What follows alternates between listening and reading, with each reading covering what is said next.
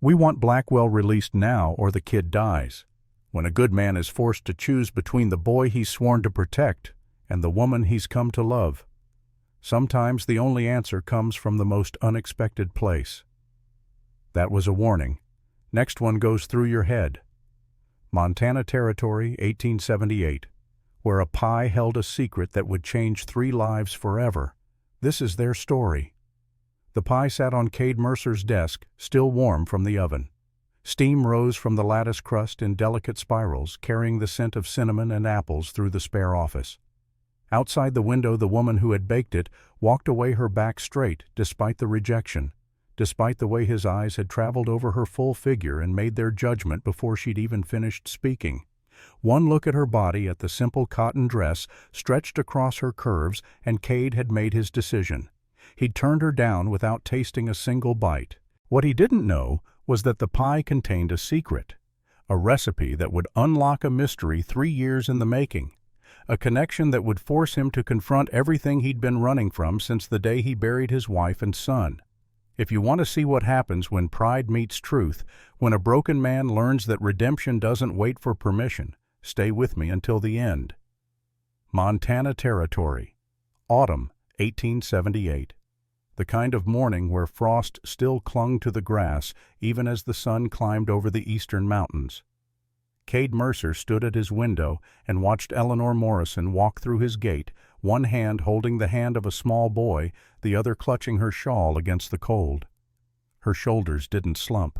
Her head didn't bow. Even from this distance, even after his refusal, she carried herself with a dignity that made something twist uncomfortably in his chest. He turned away from the window and stared at the pie. Golden crust. Perfect lattice work. The kind of care in the details that spoke of practice, of tradition, of someone who'd learned from the best. He'd seen pies like this before. His wife Sarah used to make them every Sunday following her mother's recipe, the one passed down through 3 generations of Brennan women. The resemblance unsettled him.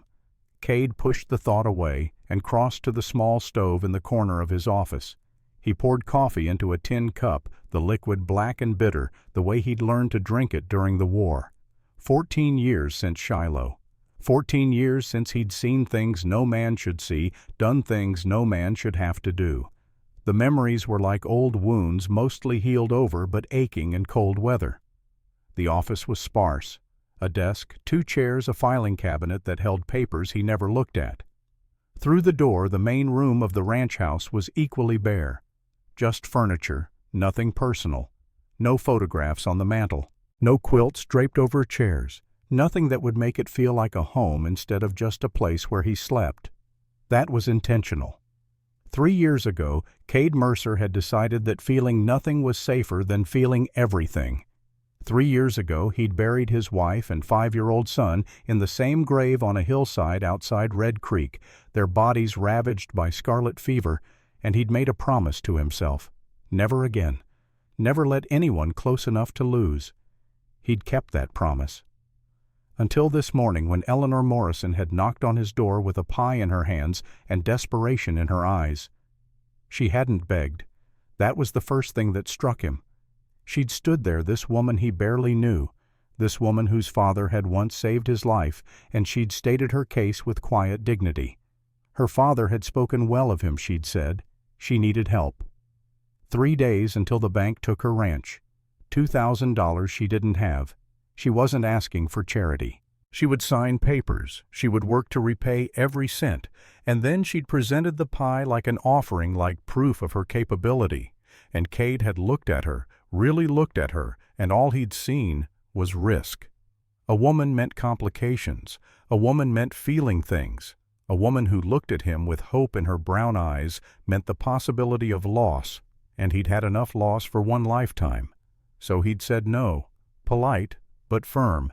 He couldn't help her. He was sorry. She should try someone else. Eleanor Morrison had accepted his refusal without argument. She'd simply nodded, set the pie on his desk, and said quietly, "Your father used to say you were a good man. I suppose he saw something I don't." Then she'd taken the boy's hand and walked away. Now Cade stood in his empty office and wondered why her words stung more than they should. He crossed to the desk and picked up the pie. Still warm. He should throw it out. Should give it to the ranch hands. Should do anything except what he was about to do. But his hands moved without conscious thought, breaking off a piece of the crust, lifting it to his mouth. The taste hit him like a fist to the gut. Apples, cinnamon, brown sugar, and something else, some combination of spices that was precisely right. Not similar to Sarah's pies. Identical. The same recipe his wife had learned from her mother, who'd learned it from her mother before her. A recipe Sarah had guarded like a secret, sharing it with no one except she'd once mentioned her younger sister, Catherine Brennan, who'd married a man named Thomas Morrison, who'd died in childbirth 27 years ago. Cade set the pie down carefully, his hands suddenly unsteady. Eleanor Morrison wasn't just the daughter of the man who'd saved his life 8 years ago. She was his wife's niece, the daughter of Sarah's sister, family, and he'd turned her away. The realization settled over him like snow, cold and inexorable. Thomas Morrison hadn't just shown mercy to a violent drunk 8 years ago. He'd protected family. He'd given Cade a chance to leave town to avoid prosecution for nearly killing Victor Blake in that saloon fight because somewhere in his judgment, Thomas Morrison had seen the connection, had known that one day maybe Cade would repay the debt. Well, that day had come, and Cade had failed. He grabbed his coat and hat, moving quickly now, his decision made. Outside, the air was sharp and clean. His horse Thunder stood in the corral, a big bay gelding with a white star on his forehead. Cade saddled him efficiently, his hands working through the familiar motions while his mind raced ahead. $2,000. He had it sitting in the bank in Red Creek. Money from the copper mines in Colorado, from 6 years of back-breaking work in tunnels that could collapse at any moment. Money he'd saved with no real purpose except that having it made him feel secure in a world where security was an illusion. He could pay Eleanor Morrison's debt, should pay it, would pay it. But as he swung into the saddle and turned Thunder toward town, Cade found himself thinking not about the money, but about the woman, about the way she'd held that boy's hand, about the straightness of her spine, about the fact that she'd baked a pie, a perfect pie, as proof of her worth, knowing that he might reject her anyway, knowing that he had rejected her. The ride to Red Creek took 40 minutes at a steady trot. The town sat in a valley between 2 ranges of mountains, a collection of wooden buildings scattered along a main street that turned to mud every spring. Population 300 more or less. The kind of place where everyone knew everyone else's business, where gossip traveled faster than telegraph wires. Cade rode past the general store, the saloon, the small white church with its crooked steeple. He noticed people noticing him. Tom Garrett at the grain warehouse. Mrs. Talbot sweeping the porch of her dry goods shop. Their eyes followed him with curiosity, maybe suspicion. Cade Mercer didn't come to town often, didn't socialize, didn't do anything except buy supplies and leave. He tied Thunder outside the bank, a solid brick building that stood out among the wooden structures like a declaration of permanence. Inside, the air smelled of paper and ink. Silas Murphy looked up from behind the counter, surprise flickering across his narrow face. "Mr. Mercer, didn't expect to see you today." Cade approached the counter. "I need to make a withdrawal. $2,000. Murphy's eyebrows rose. "That's quite a sum. May I ask what for?" "You may not." Murphy's expression tightened, but he nodded and began preparing the paperwork. While he worked, Cade heard footsteps on the stairs that led to the second-floor offices, heavy footsteps, confident. A moment later, Samuel Blackwell appeared. Blackwell was 48 years old and looked like prosperity personified. Expensive suit, gold watch chain, hair slicked back with pomade, his eyes small and calculating behind wire-rimmed spectacles fixed on Cade with the intensity of a man who made his living by knowing things. "Cade Mercer, this is unexpected." Blackwell's voice was smooth, practiced. "Large withdrawal, I hear. Private business." Of course. Blackwell smiled, but it didn't reach his eyes. Though in a town this size, privacy is somewhat difficult to maintain.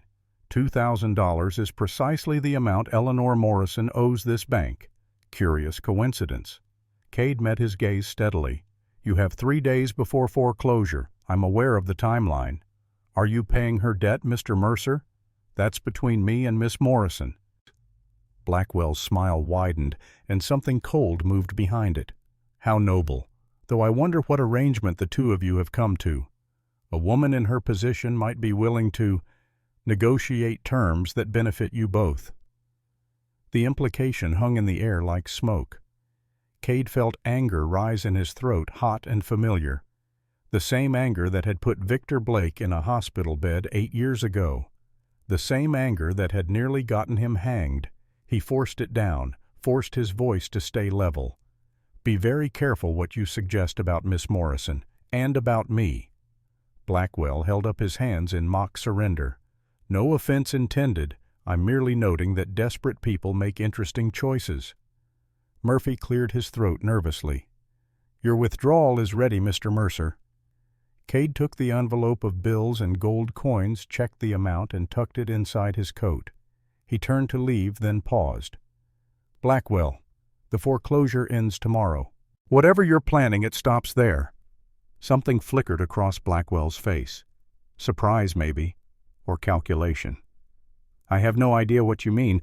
I'm simply a banker conducting legitimate business." "Right." Cade touched the brim of his hat.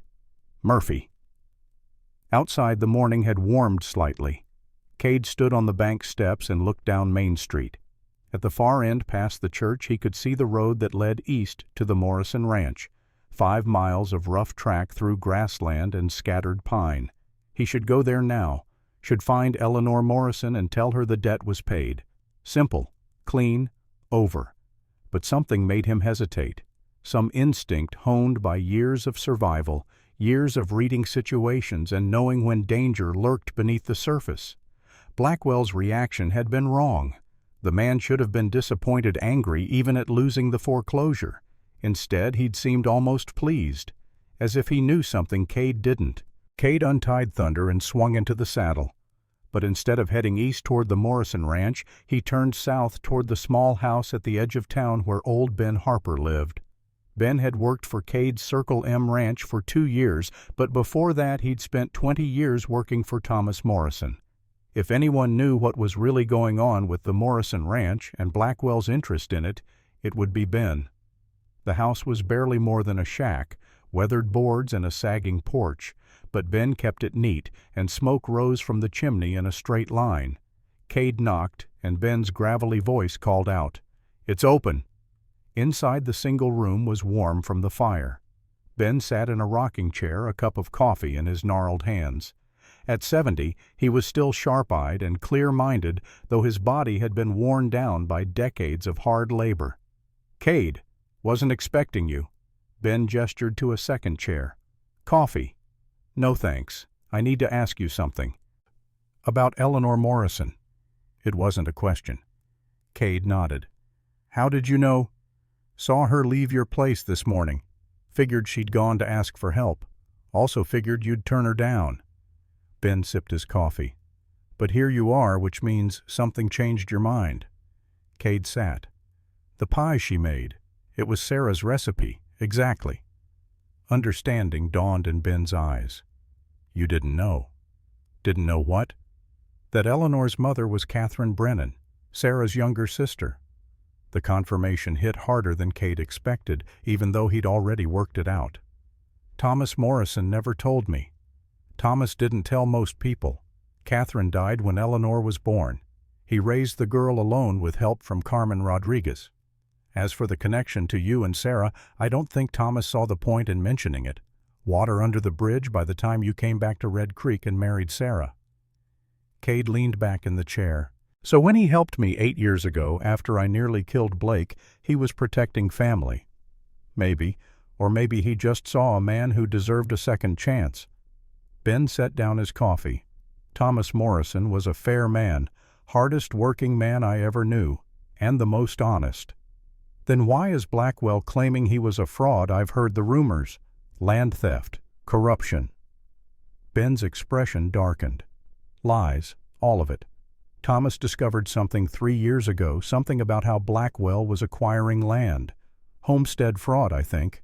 forging documents, bribing officials. Thomas was gathering evidence, planning to take it to the territorial governor. Then he got sick, heart problems.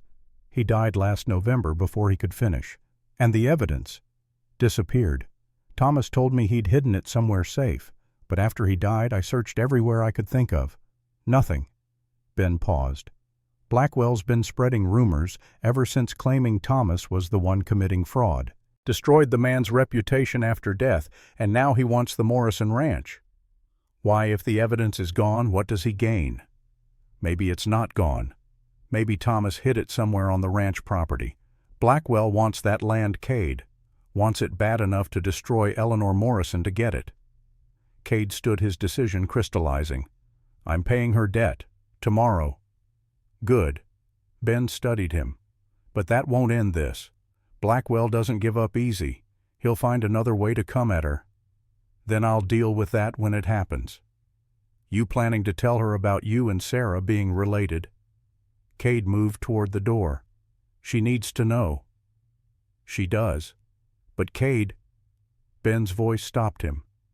That girl has been through hell, lost her mother at birth, lost her brother in the war, lost her father 8 months ago, had her family's name dragged through mud. She's got nothing left except that ranch and the boy. Joey. Her nephew, her brother's son. The boy's 9 years old, and he's already seen more grief than most men see in a lifetime. Ben stood, his joints creaking. What I'm saying is, if you're going to help her, really help her, you need to be prepared for what that means. She's not just some woman you can pay off and forget. She's family, and family means obligation. Cade met the old man's eyes. I know what it means. Do you? Because the Cade Mercer I've known these past 2 years keeps everyone at arm's length, doesn't let anyone close. You're going to have to change that if you want to actually help this girl. The truth of it settled uncomfortably in Cade's gut. He nodded once and left. The ride to the Morrison Ranch took longer than expected. The road was rutted from fall rains, and Thunder had to pick his way carefully around muddy sections. As they climbed into the hills east of Red Creek, Cade found his thoughts drifting to Sarah. They'd had 5 years together. 5 years that felt both endless and vanishingly brief. They'd met in spring of 1870 when Cade returned to Red Creek after 7 years of wandering, 7 years of trying to outrun his demons. Sarah had been working at Ruth Thornton's cafe serving meals and baking pies. She was 23, pretty in a quiet way, with dark hair and eyes that seemed to see more than she said. Cade had been 31, already feeling older than his years, already carrying the weight of Shiloh, of the men he'd killed, of Victor Blake's blood on his hands. He'd walked into that cafe looking for nothing more than a meal, and walked out with the first glimmer of hope he'd felt in years. Sarah had seen something in him, something worth saving. They'd married that summer of 1870, built a small house on the Circle M property, and for 5 years Cade had believed that maybe, just maybe, he could have a normal life.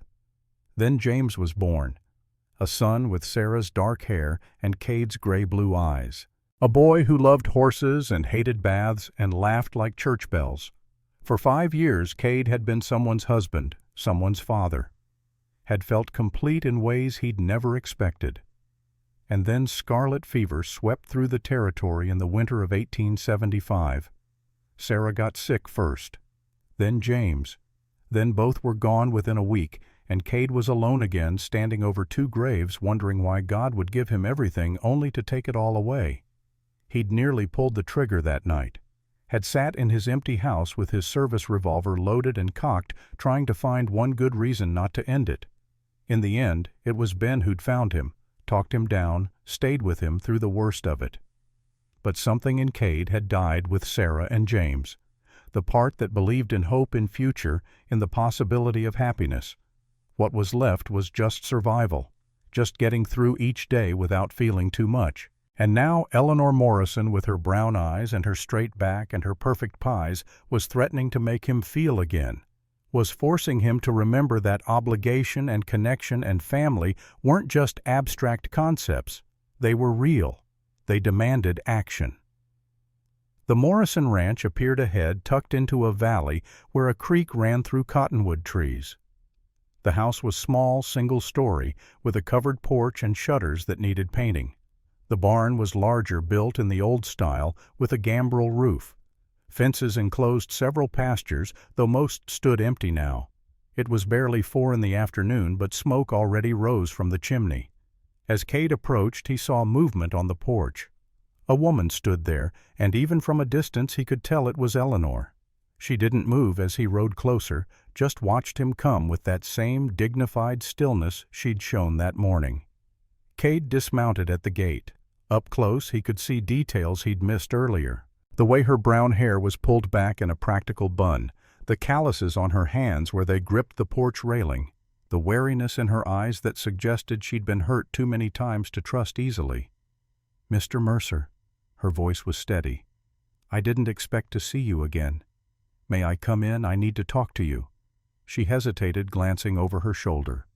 "Joey's inside. He's been upset since this morning. If you've come to explain why you can't help, I'd rather you just said your piece and left." "I've come to help, but there are things you need to know first." Eleanor studied him, trying to read his intentions. Finally she nodded and stepped aside. "Come in, then."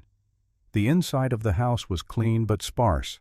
A main room with a fireplace, a table, a few chairs. Photographs on the mantel, mostly of a man Cade recognized as Thomas Morrison. And sitting at the table with a cup of milk and a book was the boy. Joey Morrison looked up as Cade entered, and Cade felt something lurch in his chest.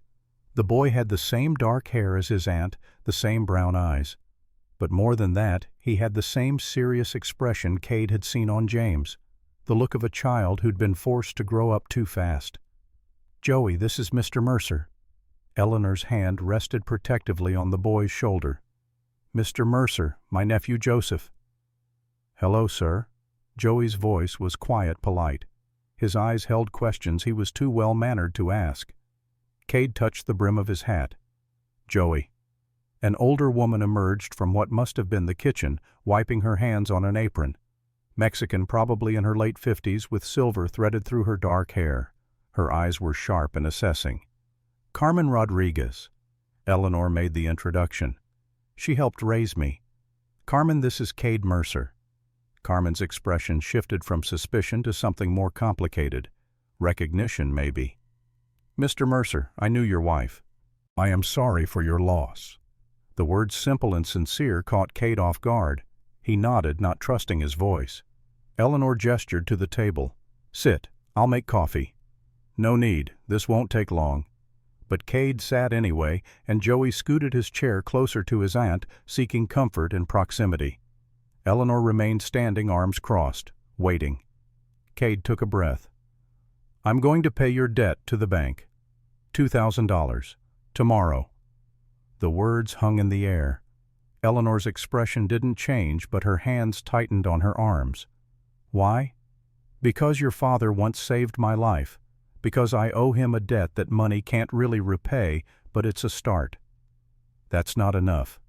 You turned me away this morning. What changed?" Cade met her eyes. "The pie you made.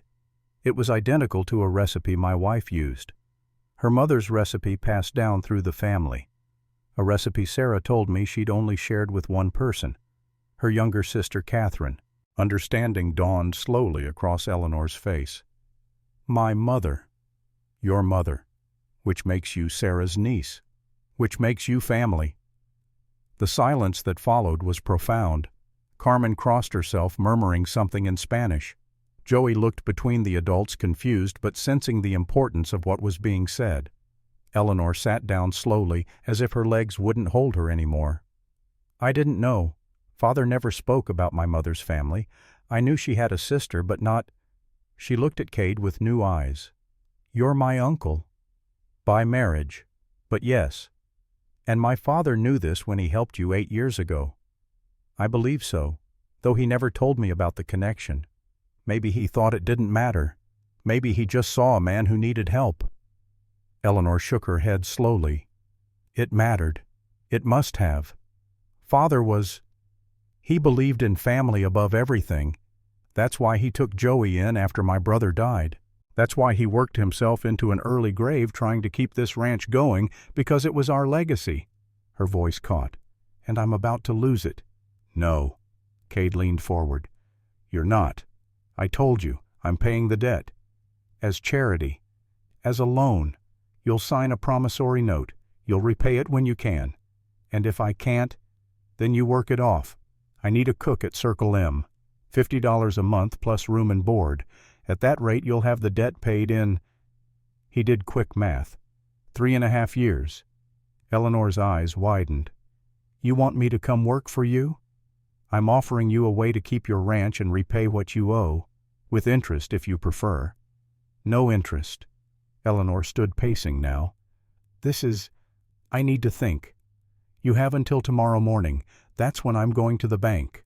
Carmen spoke from the doorway, her voice quiet but firm.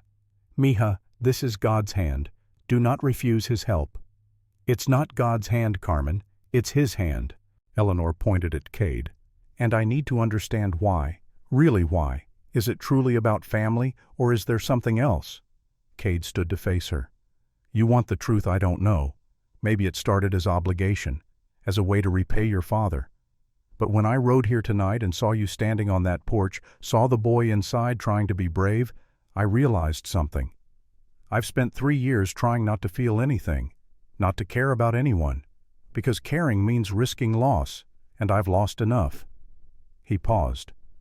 "But maybe that's not living. Maybe that's just a slower way of dying." The honesty in his words surprised even himself.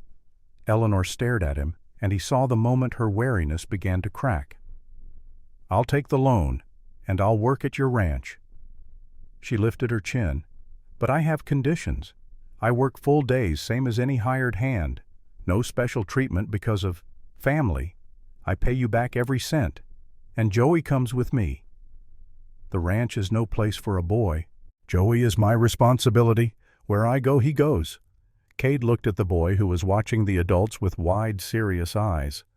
Something about the child's expression reminded him so forcefully of James that it hurt to breathe. But he nodded. "Fine. The boy comes. But he works too. Nothing dangerous, just chores appropriate for his age. He needs to learn." Joey spoke up for the first time, his voice small but determined. "I can work, sir. I'm strong." Despite everything, Cade felt the corner of his mouth twitch. "I'm sure you are." Eleanor extended her hand. "Then we have an agreement, Mr. Mercer." Cade took her hand. Her grip was firm, her palm calloused from work. "Cade, if we're family, you should use my name." "Cade." She tested the name, then nodded. "I'm Eleanor, or Ellie, if you prefer." They stood there, hands clasped, and Cade felt the weight of obligation settling onto his shoulders. Not a burden exactly. More like the weight of armor, heavy but protective. For 3 years he'd avoided this feeling. Now, looking into Eleanor's brown eyes, seeing the hope beginning to kindle there, he wondered if maybe Ben had been right. Maybe the only way out of grief was through connection, through letting people in, even knowing they might leave. The thought terrified him, but he didn't let go of her hand. That evening, after Cade left with promises to return in the morning, Eleanor sat on the porch and watched the sun set behind the western mountains. Joey was inside with Carmen eating supper and asking 100 questions about their new life at Circle M Ranch. But Eleanor needed a moment alone to process what had happened. In the span of 1 day, she'd gone from facing absolute loss to having a lifeline. From being utterly alone to discovering family she never knew existed. It felt like standing on shifting ground, never quite sure where to put her weight. She thought about her father, wondered if he'd known this would happen. If somehow in his final months he'd planned for Cade Mercer to step in. Thomas Morrison had been a man who thought 10 moves ahead, who believed in setting things right even if he wouldn't live to see it. Had he known about the connection between Cade and Catherine?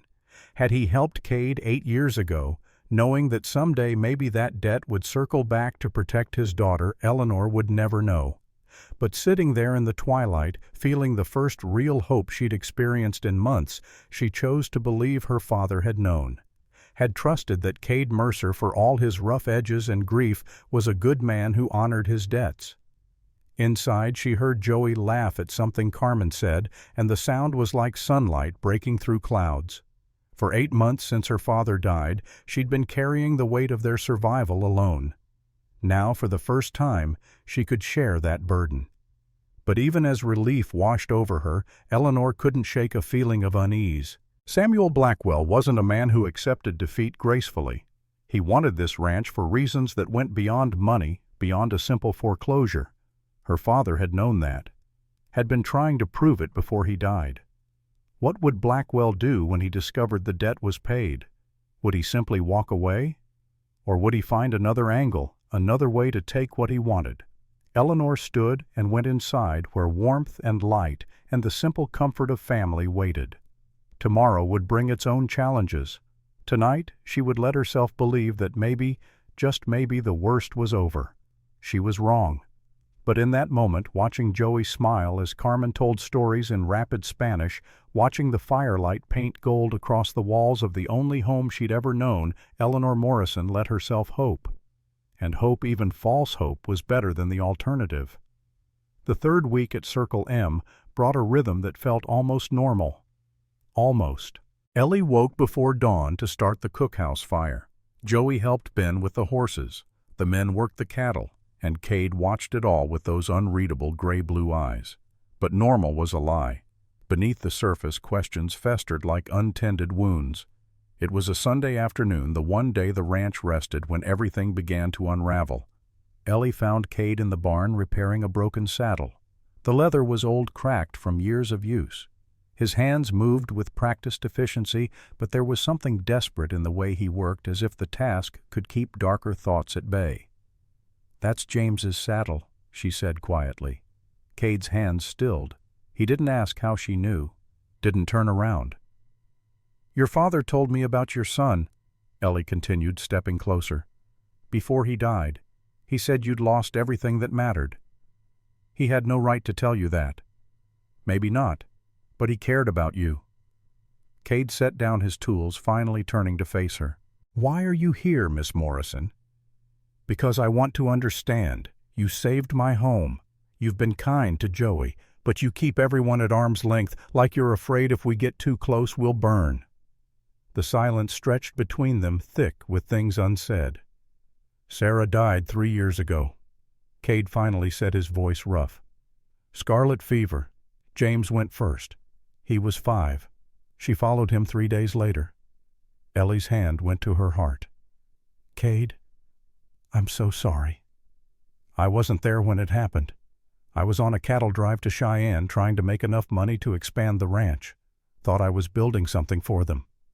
His laugh was bitter. "By the time I got back, they were already in the ground. You couldn't have known. I should have been there. Should have held my son when he was scared.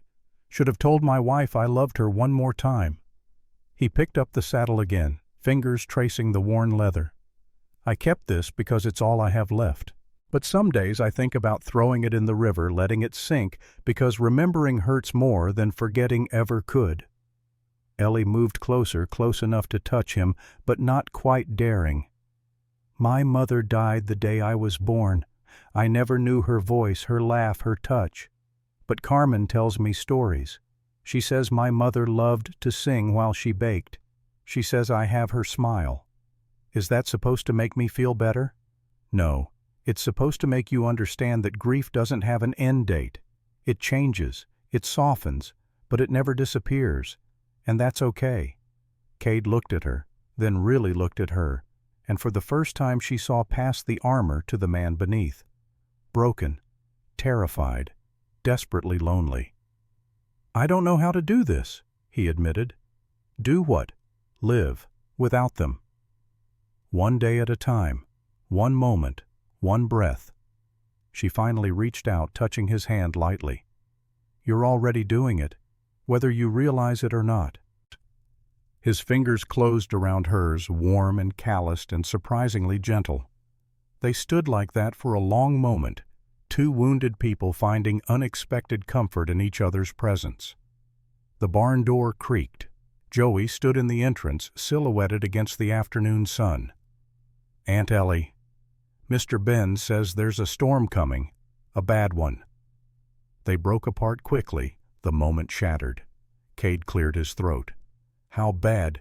"He says it smells like the storm of '69, the one that killed 30 head of cattle and took the roof off the old barn." Cade moved immediately, all business. "We need to secure the livestock, get everything inside that can blow away. How long do we have?" Joey looked at the sky. "He says maybe 3 hours, maybe less." The next 3 hours were chaos. Controlled chaos, but chaos nonetheless. Tom and Miguel drove the cattle into the protected valley pasture where rock formations would provide windbreak. Ben reinforced the barn doors with extra beams. Cade checked every window shutter, every loose board, every potential hazard. Ellie moved through the cookhouse, securing anything that could become a projectile. Pots, pans, the sacks of flour and sugar. Joey helped his small hands, quick and capable despite his fear. "Aunt Ellie, will we be safe?" "Yes, sweetheart, the house is strong. Mr. Mercer knows what he's doing." But even as she said it, she felt the change in the air, the pressure dropping, the wind picking up, the sky turning a sickly green-gray that promised violence. By the time they'd finished preparations, the storm was visible on the horizon, a wall of darkness advancing like an army. "Everyone inside the main house," Cade ordered. "Now." They gathered in the main room as the first drops of rain began to fall. Not gentle drops, but heavy ones that hit the roof like bullets. Within minutes, it was a deluge. Lightning cracked close enough to make the windows rattle. Joey pressed against Ellie's side, trying not to show his fear. Ben sat by the window watching. Tom and Miguel played cards with false casualness. And Cade stood at the door looking out at his ranch, his life's work at the mercy of nature's fury. "It's going to be bad," Ben said quietly. "How bad?" "Bad enough to test what we're made of." The wind picked up, howling around the house like a living thing. Something crashed outside, metal on metal, one of the water troughs probably torn from its moorings. "The north pasture fence," Cade said suddenly. "If it goes down, the cattle will scatter. We'll lose half the herd." "Nothing we can do about it now," Ben replied. But Cade was already moving toward the door, grabbing his coat. "You can't go out there," Ellie said, standing. "You'll be killed. If I don't go out there, I'll lose everything I've worked for." "Then I'm coming with you." "No, absolutely not. You need help, and I'm not some delicate flower who faints at thunder." Her chin lifted in that stubborn way he was beginning to recognize. "Besides, someone needs to make sure you don't do anything stupid." Cade looked at her, saw the determination in her eyes, and knew arguing would waste precious time. "Fine. But you do exactly what I say when I say it. Understood?" "Understood." Ben stood. "I'm coming too. Someone needs to stay with Joey and the others." Tom rose from the card table. "Miguel and I can handle that. You need strong backs out there. Ben qualifies." Despite everything, Cade almost smiled. "All right. Ellie, there's a spare oilskin coat behind the door. Put it on." 5 minutes later they stepped into hell. The rain was horizontal, driven by wind that felt strong enough to peel skin. Visibility was measured in feet, not yards. Lightning turned the world's strobe light bright for split seconds before plunging it back into darkness. They made their way to the barn, moving from handhold to handhold. Inside, the horses were panicking eyes, rolling white hooves pounding against stall doors. "We need to calm them before they hurt themselves," Cade shouted over the wind. While Ben worked on the horses, Cade and Ellie loaded supplies onto a wagon. Fence posts, wire hammers, anything they might need to shore up the north pasture fence if it was failing. That's when they heard it, a sound that didn't belong, not thunder, not wind, crying. Ellie's head snapped up. "That's Joey." She ran to the barn door, looked out into the storm, and her blood turned to ice. Joey was halfway between the house and the barn, stumbling through the mud, calling for her. He must have gotten scared, must have decided to follow them, and now he was out in the open with the worst of the storm bearing down. "Joey!" Ellie screamed, but the wind swallowed her voice. A massive gust hit the boy, knocking him off his feet. He went down hard. Ellie ran without thinking, without hesitation. Cade shouted after her, but she was already gone, racing into the storm toward the small figure struggling in the mud. She reached Joey, grabbed him, pulled him up. He was sobbing, terrified, clutching at her coat. I'm sorry, I was scared. I wanted to find you." "It's okay, baby. It's okay, I've got you." Lightning struck. Close, too close. The air itself seemed to explode with light and sound. Ellie felt the ground shudder beneath her feet. Then Cade was there, his arms around both of them, lifting Joey bodily and pushing Ellie toward the nearest structure. Not the house, not the barn. The old line shack 100 yards to the east. They ran together, Cade half carrying Joey, his other hand gripping Ellie's arm to keep her upright. The wind tried to tear them apart. The rain blinded them. But somehow, impossibly, they made it. Cade kicked the door open, and they stumbled inside, all three of them soaked and gasping and alive. For a long moment, no one spoke. They just breathed, grateful for walls and a roof and the absence of death. Joey was crying. Ellie pulled him onto her lap, holding him tight, murmuring reassurances that everything was all right, even though her own hands were shaking. Cade checked the shack. It was basic. A cot, a small stove, some emergency supplies. But it was dry and relatively warm, and right now that was everything. "We're stuck here," he said. "Can't make it back to the house in this. We'll have to wait it out." Ellie nodded, still holding Joey. The boy's sobs were quieting, but she could feel him trembling. "Joey," Cade said, kneeling down to the boy's level. His voice was gentle but firm. "What you did was dangerous. You could have been killed." "I know. I'm sorry. I got scared." "Being scared is all right. But running into danger because you're scared, that's how people die." "I wanted my Aunt Ellie." Cade's expression softened. "I understand. But your Aunt Ellie would have been heartbroken if something happened to you. You understand that?" Joey nodded miserably. "Good. Now we're going to stay here until the storm passes. The three of us.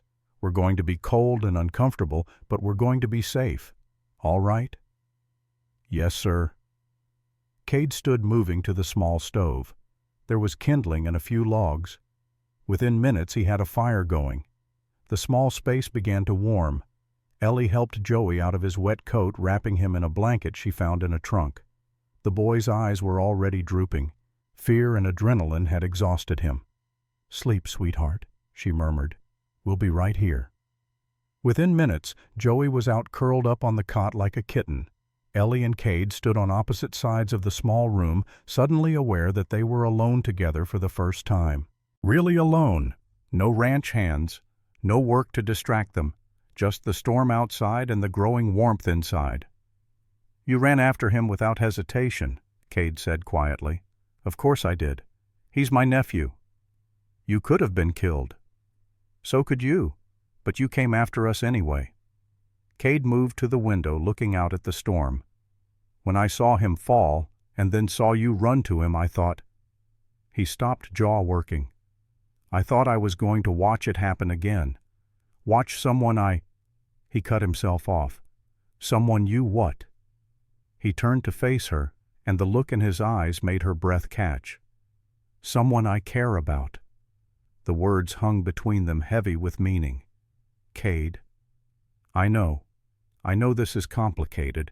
You work for me. You're Thomas's daughter. You're young enough that people will talk. There are 1,000 reasons this is a bad idea. But when I thought I might lose you out there, all those reasons didn't seem to matter." Ellie took a step toward him, then another, until they were standing close enough that she could feel the heat radiating from his body, could see the droplets of water still clinging to his beard. "I'm not afraid of complicated," she said softly. "You should be. I'm broken, Ellie. I don't know if I can be put back together." "Maybe you don't need to be put back together. Maybe you just need to be accepted as you are." He reached up his fingers, brushing a strand of wet hair from her face. The touch was feather-light hesitant, as if he expected her to pull away. She didn't. "You're nothing like Sarah," he said. She was small, delicate, soft-spoken. "You're strong, stubborn. You speak your mind." "Is that bad?" "No. It's terrifying. And wonderful. And I don't know what to do with it." "You don't have to do anything. Just be here. With me. Right now." His hand moved from her hair to her cheek, cupping her face with a gentleness that made her throat tight. "Ellie, if we do this, if we cross this line, everything changes." "I know. And you still want to—" Instead of answering with words, she rose on her toes and kissed him. It was tentative at first, a question more than a statement. But then his arms came around her, pulling her close, and the kiss deepened into something desperate and hungry and years in the making. When they finally broke apart, both were breathing hard. "That was probably a mistake," Cade said, but he didn't let her go. "Probably," Ellie agreed. "Are you sorry?" "Not even a little bit." They settled near the fire, close but not quite touching the memory of the kiss, still burning between them. Outside, the storm raged. Inside, something else was building, something just as powerful and far more dangerous. "Tell me about Sarah," Ellie said after a while. "Why?" "Because she was part of your life, part of who you are. I don't want you to have to hide that from me." So he told her.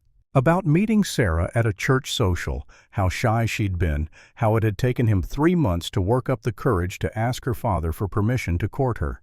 About their wedding, small but perfect. About the year they'd waited before James was born, afraid and excited in equal measure. "She used to sing to him," Cade said, staring into the fire. "Old hymns, mostly. Her voice wasn't particularly good, but James loved it. He'd fall asleep with his little hand wrapped around her finger. You still love her. I always will. She was my first love, the mother of my child. But she's gone, Ellie, and I'm still here. And I don't know if it's right or wrong or somewhere in between, but I'm starting to feel things again. For you." Ellie reached out, taking his hand. "Love isn't a limited resource, Cade. Loving her doesn't mean you can't love someone else. Someday." "Is that what this is? Love?" "I don't know. Maybe it's too soon to call it that. But it's something. Something real." They sat in silence for a while, hands linked, listening to the storm slowly begin to abate. The worst had passed. The wind was dying down, the rain becoming sporadic instead of constant. Joey stirred on the cot, murmuring something in his sleep. "He's a good boy," Cade said. "He is. He's been through so much. Lost his father, his grandfather, nearly lost his home. He's lucky to have you. Sometimes I wonder if I'm enough, if I can give him what he needs." Cade squeezed her hand. "You're more than enough. You're everything." The words settled into her heart, warm and certain. As dawn began to break, pale light filtering through the small window, they knew they couldn't stay hidden forever. The others would be worried. The ranch would need assessing. Life would demand their attention. But for just a few more minutes, they sat together in the warm glow of the fire, 3 people who'd found each other in the storm. When they finally emerged from the line shack, the world had been washed clean. The sky was brilliant blue, the air fresh and cool. But the damage was evident. Fences down, part of the barn roof torn away, debris scattered across the yard. Ben, Tom, and Miguel came running from the house, relief evident on their faces. "Thank God," Ben said. "We thought the worst when we couldn't find you." "The line shack saved us," Cade said. "How bad is it?" "Could be worse. Lost some fence line, some shingles, but the house and main barn are intact. Cattle scattered but mostly accounted for." As they surveyed the damage, Ellie noticed something. The way the men looked at her had changed. No more skepticism, no more doubt. She'd run into a storm to save a child. She'd weathered the worst nature could throw at her without breaking. She'd proven herself, not with words, with action. Tom approached her as she headed to the cookhouse to start breakfast. "Miss Morrison, I owe you an apology. I said you were soft. I was wrong. Apology accepted, Mr. Yates. Tom, just Tom. She smiled. Tom. It was a small victory, but victories came in many sizes, and right now she'd take what she could get. The storm had passed, but its consequences lingered, not just in the damaged fences and scattered livestock, but in the way news traveled through small towns like fire through dry grass. By the time Sunday came around, everyone in Red Creek knew that Cade Mercer, Ellie Morrison, and young Joey had spent the night together in the old line shack. The fact that it had been a matter of survival didn't matter. In the eyes of the town, appearances were everything. Ellie learned this the hard way when she ventured into town for supplies the following week. The whispers started the moment she stepped onto Main Street. Women drew their children closer. Men looked away, suddenly fascinated by their boots. Even Ruth Thornton, who'd been kind before, seemed uncertain as Ellie entered the cafe. "Coffee, please, Ruth," Ellie said, keeping her voice steady. Ruth poured the coffee but didn't meet her eyes. "People are talking, Ellie. Let them talk." "It's not just talk. Reverend Patterson preached last Sunday about the dangers of impropriety. He didn't use your name, but everyone knew who he meant." "I survived a storm. What exactly is improper about that? You spent the night with an unmarried man, in a cabin, alone.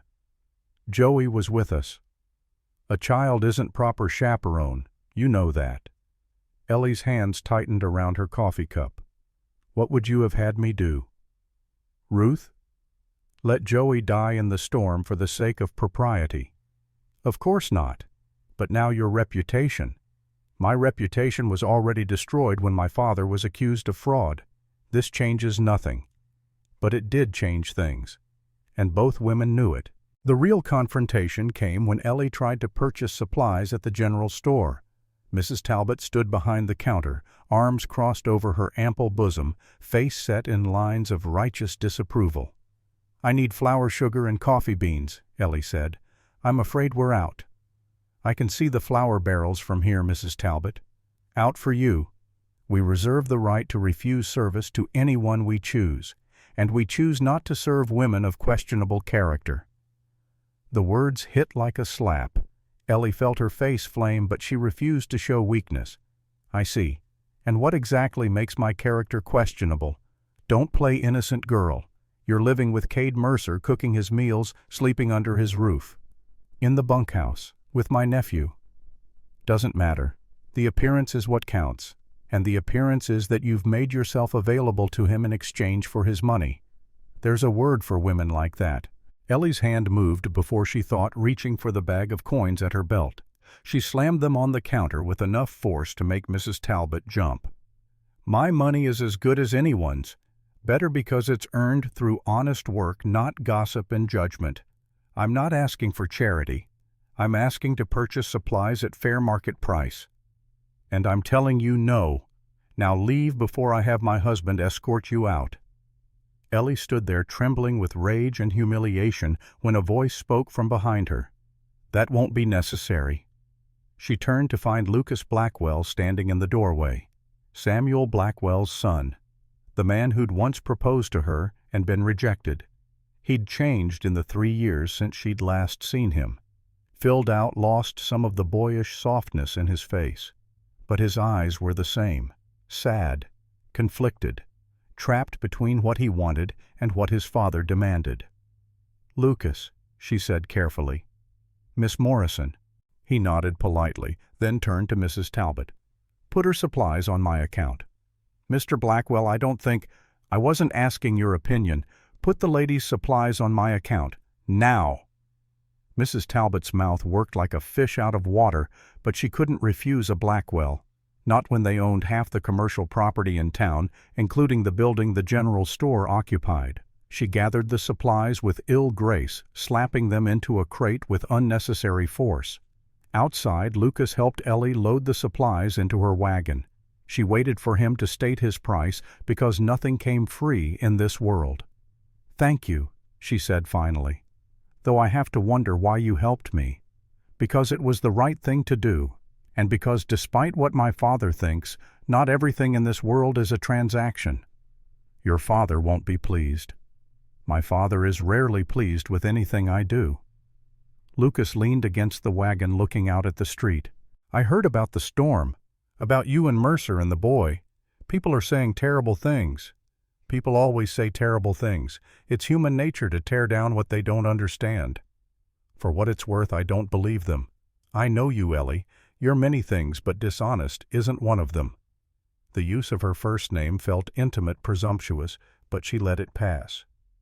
"Why are you really here, Lucas?" He was quiet for a long moment.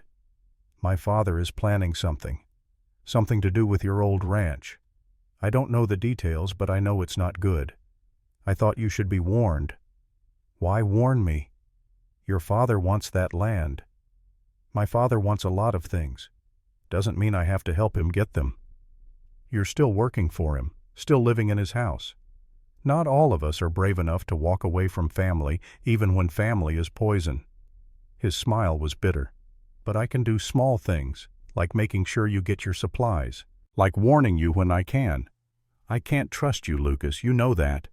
"I know, but maybe someday you will, or maybe not. Either way, watch yourself.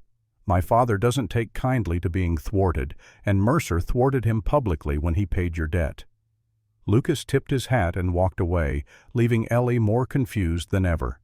The ride back to Circle M gave her time to think. About Lucas, about the town's judgment, about her precarious position. She was economically dependent on Cade living on his property, subject to his goodwill. If he decided to dismiss her, she'd have nowhere to go. The town had made it clear she wasn't welcome. The Morrison Ranch, while still technically hers, was uninhabitable without resources to maintain it. She was trapped, not in a cage, but in a web of circumstance and reputation and economic reality. When she arrived back at the ranch, she found Cade in the barn working on the damaged section of roof. Shirtless in the afternoon heat, sweat gleaming on his back, he looked like something carved from bronze and purpose. He saw her wagon and climbed down. "You were gone a long time." "I ran into some difficulty in town." His expression darkened. "What kind of difficulty?" She told him. About Mrs. Talbot's refusal, about the town's whispers, about Lucas's unexpected help and cryptic warning. By the time she finished, Cade's jaw was clenched so tight she could see the muscle jumping. "I'll go into town tomorrow," he said. "Make it clear that anyone who disrespects you answers to me." "No." "Ellie, no, Cade, that will only make it worse. Make it look like I need a man to fight my battles." "You shouldn't have to fight this battle at all. You saved Joey's life. You risked your own life. And they treat you like—" He stopped, too angry to continue. "Like a fallen woman. I know. But their opinions don't define me. They could make your life hell. They already have. But I'm still standing." He looked at her with something like awe. "How are you so strong?" "Because I have to be. Because Joey is watching. Because giving up isn't an option." Cade pulled her into his arms, then a fierce embrace that spoke of protection and admiration and something deeper. Something neither of them was quite ready to name. "I won't let them hurt you," he said against her hair. "You can't stop them. But you can stand with me. That's enough." That evening Cade called a meeting in the main house. Ben, Tom, Miguel, Ellie, and Joey all gathered around the table. "There's been talk in town," Cade began, "about Miss Morrison, about impropriety. I want to make something clear right now to all of you." He looked at each person in turn. "Miss Morrison is under my protection. Anyone who disrespects her, who spreads rumors or treats her poorly, will answer to me. I don't care if it's the Reverend himself. Is that understood?" "Understood, boss," Tom said immediately. Miguel nodded. "See, Miss Morrison has our respect." Ben smiled. "Had mine from the start, boy. Glad you finally caught up." Joey looked confused. "Why are people being mean to Aunt Ellie?" Ellie stroked his hair. "Because people don't always understand the truth, sweetheart." "Then we'll make them understand," the boy said with fierce loyalty. After the meeting, as the others dispersed, Cade pulled Ellie aside. "There's one way to stop the talk permanently," he said. "What's that?" "Marry me." The words hung in the air between them, shocking in their simplicity. "Cade, You can't be serious. Why not? We're already living together in a manner of speaking. We care about each other. Joey needs stability. It solves every problem. Except it's not a real proposal, it's a practical arrangement. And what's wrong with practical? Nothing, if that's all you want. But I won't marry for convenience or to stop gossip. I won't trap you in a loveless marriage because society demands it. Who says it would be loveless? Ellie's breath caught. Cade. I'm not good with words, Ellie. I'm not going to compose poetry or make grand declarations. But what I feel for you is real. Maybe it's too soon. Maybe I'm not ready. But it's real. How can you be sure? A few weeks ago you were still mourning Sarah and James. I'll always mourn them, but I'm starting to live again, because of you. Because you're stubborn and brave and you don't let me hide in my grief. Ellie's eyes filled with tears. I need time. We both do. Marriage is forever, Cade. I won't enter into it lightly. How much time? I don't know. Enough to be sure we're not just reacting to circumstances, enough to know this is real and not just two lonely people finding comfort in each other. He nodded slowly. All right. We'll wait. But Ellie, I'm not proposing out of obligation. I'm proposing because I want you in my life. Permanently. Then ask me again when we're both sure, when the timing is right, and when you can look me in the eye and say, you love me, not just care for me. Is that what you want, love? Isn't that what everyone wants? That night, Ellie lay in her small room in the bunkhouse thinking about everything that had happened. The storm, the kiss, the proposal, the town's condemnation. Life had become infinitely more complicated since Cade Mercer had knocked on her door offering help. But somehow, despite everything, she wouldn't change it. The incident that changed everything happened on a Tuesday. Ellie was in the cookhouse preparing lunch when Joey came running in, face white as milk. Aunt Ellie, something's wrong with Dusty." She dropped everything and ran to the barn. The horse was downsides, heaving foam around its mouth. Colic maybe, or something worse.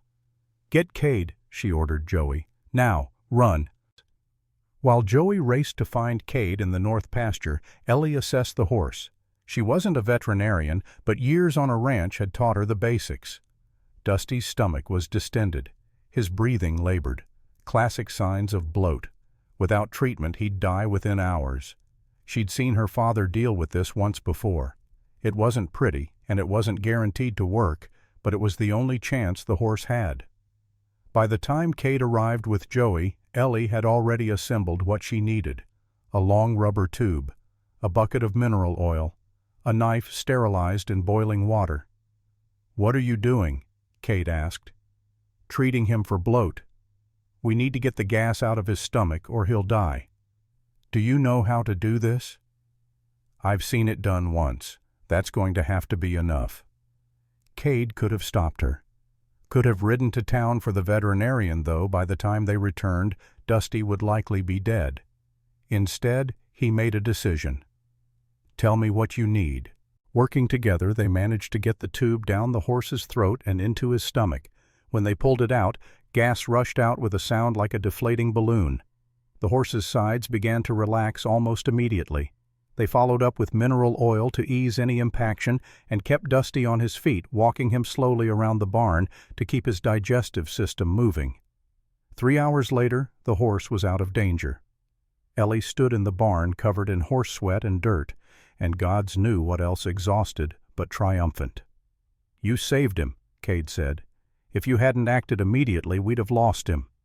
"I just did what needed doing." "No. You did something that takes skill and nerve and quick thinking. Dusty is Joey's favorite horse.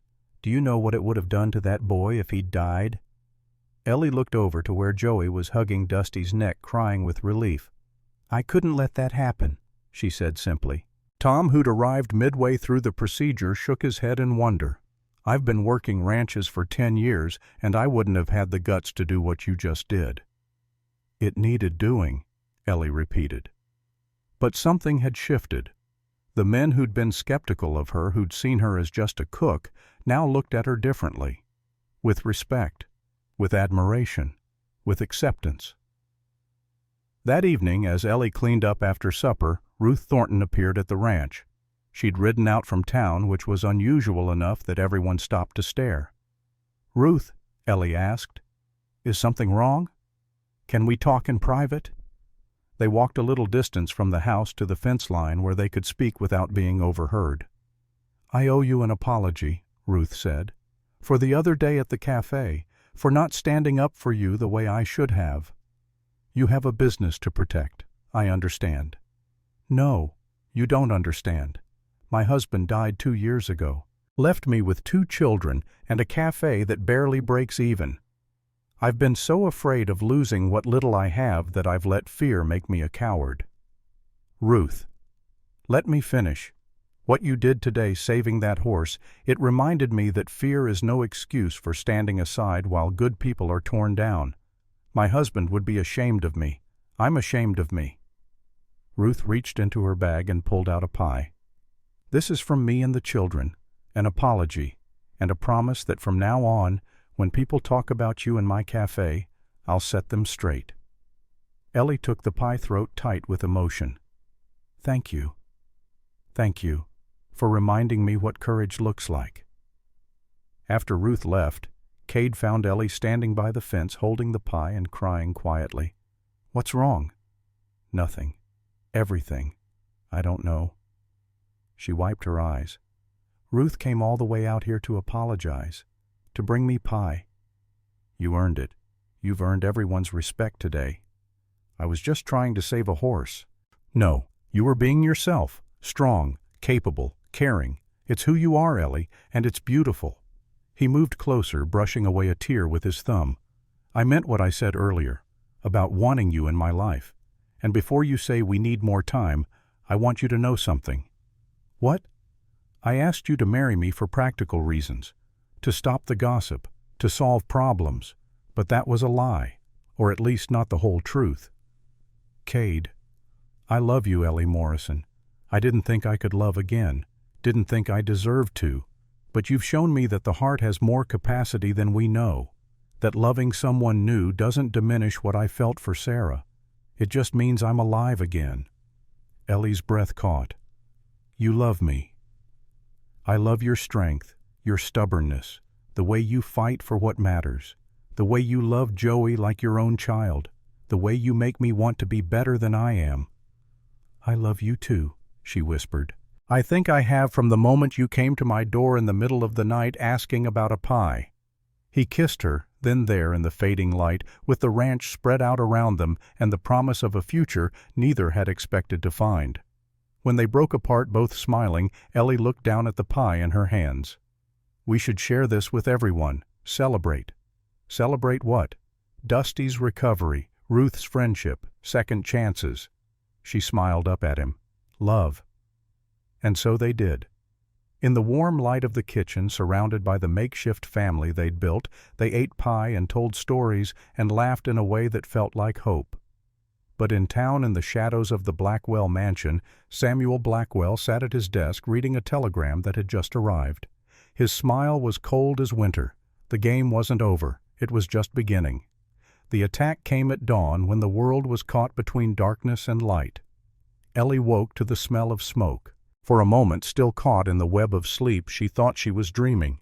Then she heard the shouts, the sound of horses panicking, the crackle of flames. She bolted from bed, barely taking time to throw on her dress before running outside. The cookhouse was on fire. Not a small fire, not an accident from a forgotten ember. A real fire, hungry and deliberate, consuming the wooden structure with terrifying speed. Cade and the ranch hands were already forming a bucket brigade from the well, but it was clear they were fighting a losing battle. The building was going to burn. "Get the supplies out," Cade shouted. "Whatever you can save." Tom and Miguel ran into the building, emerging moments later with sacks of flour and sugar. Ben grabbed the coffee beans and preserved goods. Joey, too small to carry much, ran back and forth with whatever he could manage. Ellie joined them, choking on smoke, eyes streaming, grabbing everything she could reach before the heat drove her back. Within 20 minutes, the cookhouse was gone. Just a smoking ruin and the acrid smell of destruction. They stood in silence, watching the last of the timbers collapse until Cade spoke. This wasn't an accident. How can you be sure? Tom asked. Cade pointed to the ground near the ruins. In the dirt, clearly visible in the growing light, were boot prints.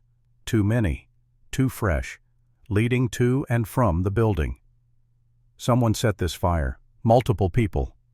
Ben knelt examining the prints. 4, maybe 5 men. Came in on foot, probably left their horses a ways off so we wouldn't hear. Miguel pulled something from the ashes. A broken bottle, the smell of kerosene still clinging to it. Accelerant. They wanted to make sure it burned. Ellie felt cold despite the residual heat from the fire. Who would do this? They all knew the answer. Only one man in Red Creek had both the motive and the resources to orchestrate something like this. Samuel Blackwell. We can't prove it, Cade said. Not without witnesses. Then we find witnesses, Ellie replied, anger replacing shock. Someone must have seen something. But as the sun rose fully and they surveyed the damage, the magnitude of what they'd lost became clear. The cookhouse wasn't just a building, it was Ellie's workplace, the source of meals for the entire ranch. Without it, feeding 6 people became nearly impossible. We'll rebuild, Cade said firmly. It'll take time, but we'll rebuild. With what money? Ellie asked quietly. The storm damage already stretched your resources. Now this. He had no answer. That afternoon, as Ellie tried to prepare a meal over an open fire in the yard, a rider approached. Silas Murphy looking nervous and guilty. Mr. Mercer, Miss Morrison, I need to speak with you. Both of you. They led him away from the others to a place where they could talk privately. I know who burned the cookhouse, Murphy said without preamble. Mr. Blackwell hired men from out of town, drifters, paid them $50 each to set the fire. How do you know this? Cade demanded. Because he told me to prepare the payment. He wanted me to know, wanted me to see what happens to people who cross him. Will you testify to this? Murphy's face went pale. I can't. He'll destroy me, destroy my family. I just came to warn you that this won't be the last attack. He's planning something bigger. What? I don't know. He doesn't tell me everything. But I heard him mention the Morrison Ranch, something about papers buried there. Evidence. Ellie's heart sank. The documents her father had mentioned before he died. The proof of Blackwell's land fraud. They were still out there, still a threat. Where exactly? Cade asked. I don't know, but Blackwell is convinced they're somewhere on the property. He wants that land, Mr. Mercer, and he'll do whatever it takes to get it. After Murphy left, Cade and Ellie stood in silence processing the information. Your father knew, Cade said finally. That's why he never sold the ranch even when times were hard. He was protecting evidence. But where would he hide it? The ranch has been searched. When the bank was preparing for foreclosure, they went through everything. Then it's somewhere they wouldn't think to look. Somewhere only someone who knew the ranch intimately would know. Ellie closed her eyes, thinking back through every conversation with her father, every detail of the property. And then it hit her. The old well. What old well? When I was a child, there was a well behind the house. It went dry when I was about 10 and Father sealed it up. But before he did, he lowered something down. A metal box.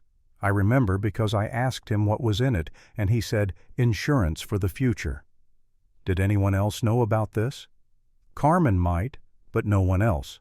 Father filled it in with rocks and dirt, planted grass over it. You wouldn't know it was there unless you knew where to look. Cade's expression hardened with determination. Then we need to get to it before Blackwell does. How? He's watching the Morrison Ranch. The moment we go there, he'll know.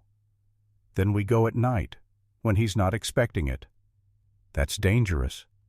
Everything about this situation is dangerous, but those documents could be the key to bringing Blackwell down. We have to try. That evening they made their plans. Cade, Ellie, and Ben would ride to the Morrison Ranch under cover of darkness. Tom and Miguel would stay behind with Joey protecting the main ranch. But as they prepared to leave, Joey appeared bundled in his coat despite the warm evening. I'm coming too, he announced. Absolutely not, Ellie said. It's too dangerous. It's my grandfather's ranch, my family. I have a right to be there. Joey, please, Aunt Ellie, I won't get in the way. I promise. But I need to do this. For Grandpa Thomas. For my father. For us.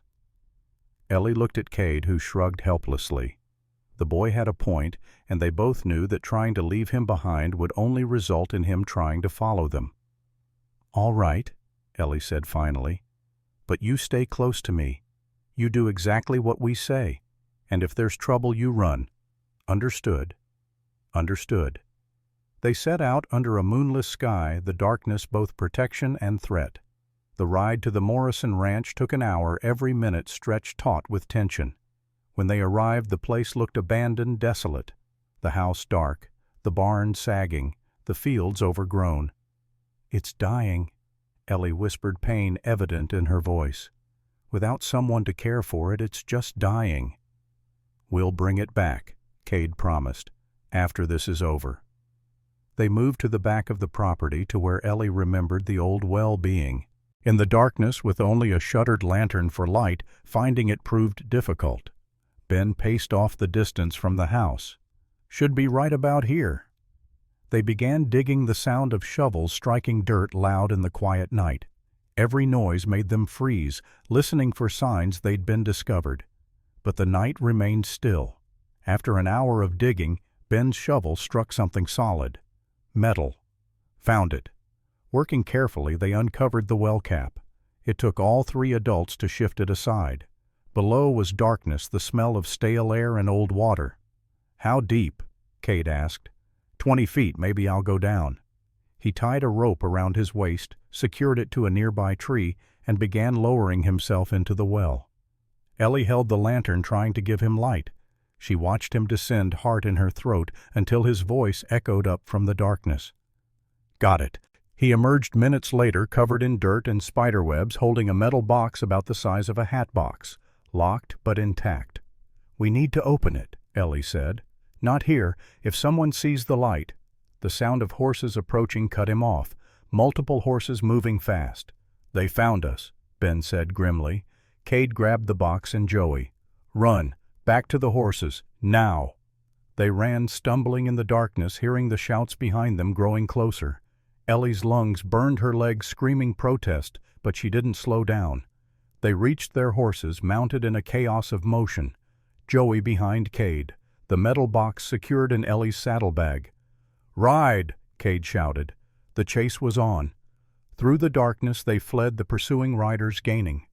Ellie recognized the voice shouting orders, Lucas Blackwell leading the group. Stop! We just want to talk. But they knew better than to believe that. Blackwell didn't send riders in the night for conversation. A shot rang out, whistling past Ellie's head close enough that she felt the displacement of air. They're shooting at us, she screamed. Keep riding. Don't stop. The pursuit continued for miles through terrain. Ellie knew like the back of her hand. She guided them through shortcuts across creek beds, through dense stands of trees that would slow the pursuers. Finally, after what felt like hours, but was probably only 30 minutes, the sounds of pursuit faded.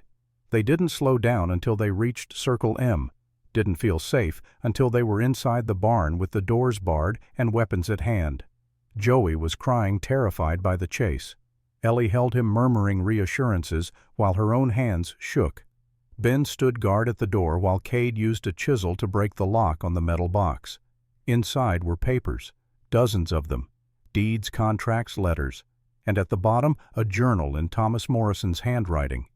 Cade read the first page, and his expression grew dark. This is it, he said quietly. This is everything we need. To do what? Ellie asked. To destroy Samuel Blackwell once and for all. The metal box sat on Cade's desk like a coiled snake, dangerous even in stillness. They'd barricaded themselves in the main house, Tom and Miguel standing guard outside, while Ben kept watch from the upstairs window. Joey slept fitfully on the couch, exhausted from the chase. Cade, Ellie, and Ben spread the documents across the desk, sorting them by date and type. Look at this, Ellie said, holding up a deed. This is the Brennan property, the land Victor Blake's family owned, dated 1868. Your father's notes say Blackwell loaned Victor $3,000 at 30% monthly interest. Cade read from the journal. That's illegal under Montana territorial law. Maximum allowed is 10%. But if Victor signed the contract, wouldn't he be bound by it?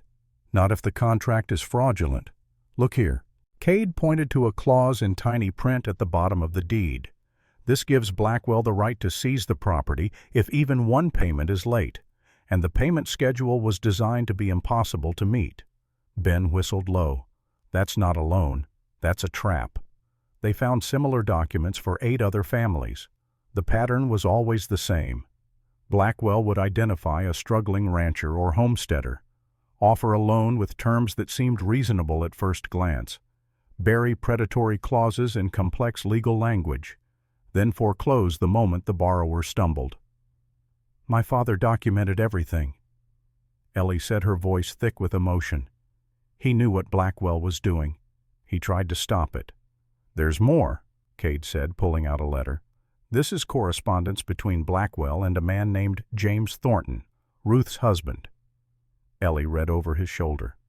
The letter was dated 3 years earlier, just months before James Thornton's death.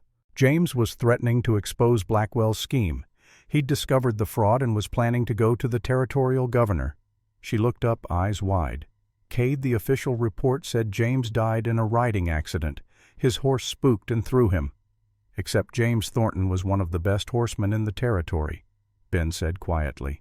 Everyone knew it. His horse spooking never made sense. Are you saying Blackwell killed him? I'm saying your father thought so. Look at this entry. Cade flipped through the journal to a page marked with a red ribbon. Thomas writes, James Thornton died today. Official verdict is accident, but I examined the saddle. The girth strap was cut nearly through, then disguised with mud. Someone wanted him to fall. Someone wanted him silent. The room fell silent as the implications sank in. If we take this to the law, Ellie said slowly, we're not just accusing Blackwell of fraud. We're accusing him of murder. Which means he'll fight back with everything he has, Cade agreed. This won't be a simple court case. This will be war. Then we need allies, people who will stand with us when Blackwell tries to tear us down. Who the town is terrified of him. Even people who suspect the truth won't speak up. What about Ruth? Ellie asked. If she knew her husband was murdered, if we could prove it to her, she might be willing to testify. It's been 3 years.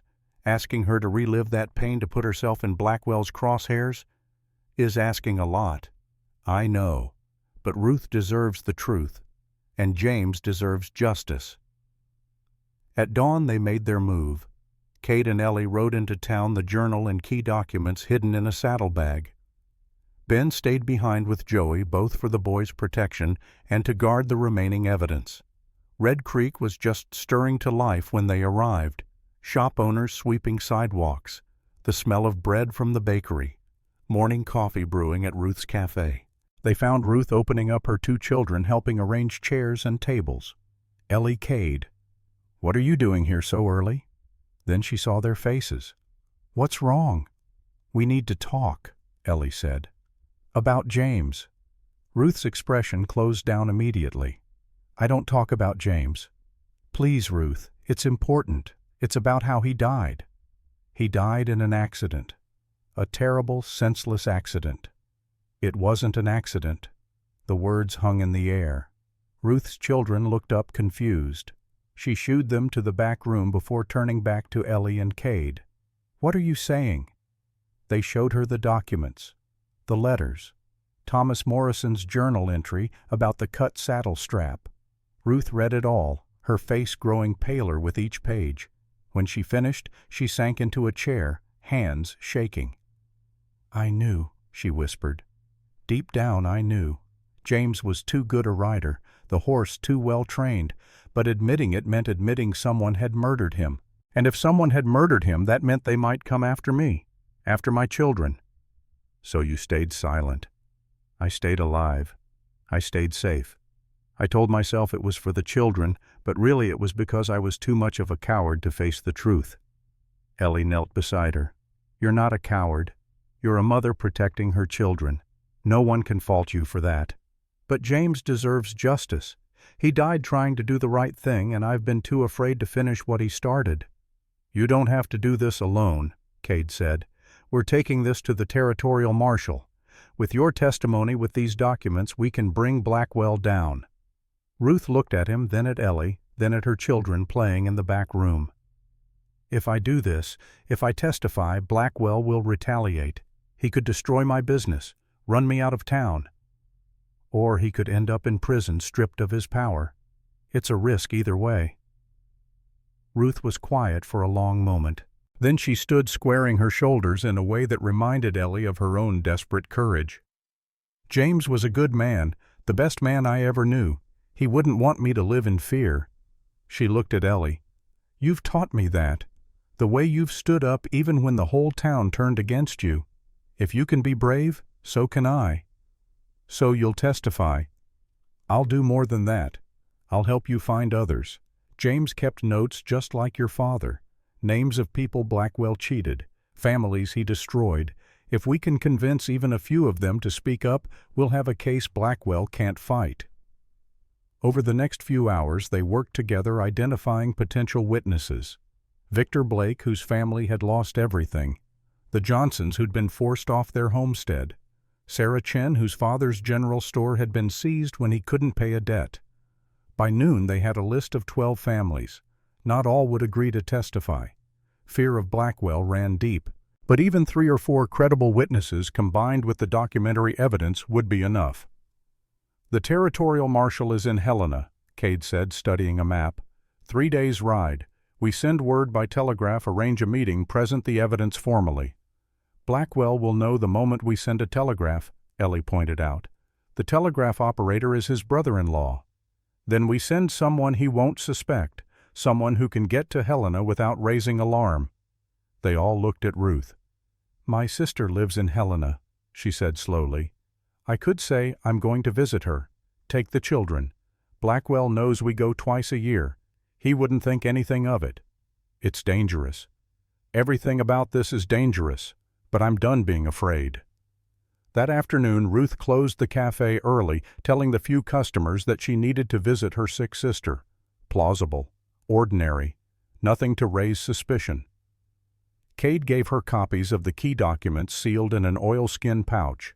"Give these directly to Marshal Harrison, no one else. Tell him we have more evidence and witnesses ready to testify. Tell him we need protection before we can bring everything out into the open. How long until he can act? If he moves fast, a week, maybe less. Can you and the children stay with your sister until then? We'll make it work." As Ruth prepared to leave, Ellie pulled her aside. "Thank you for being brave, for standing with us. Thank you for reminding me what courage looks like." Ruth hugged her tightly. "Keep yourself safe. Blackwell won't take this lying down." She was right. That evening, as Cade and Ellie rode back to Circle M, they noticed riders following them, not attempting to hide, making their presence known. A message. "Blackwell knows something's happening," Cade said. "He's having us watched. Let him watch. By the time he figures out what we've done, it'll be too late." But as they crested the hill overlooking Circle M, they saw smoke rising from the ranch. Not the cookhouse this time. The barn.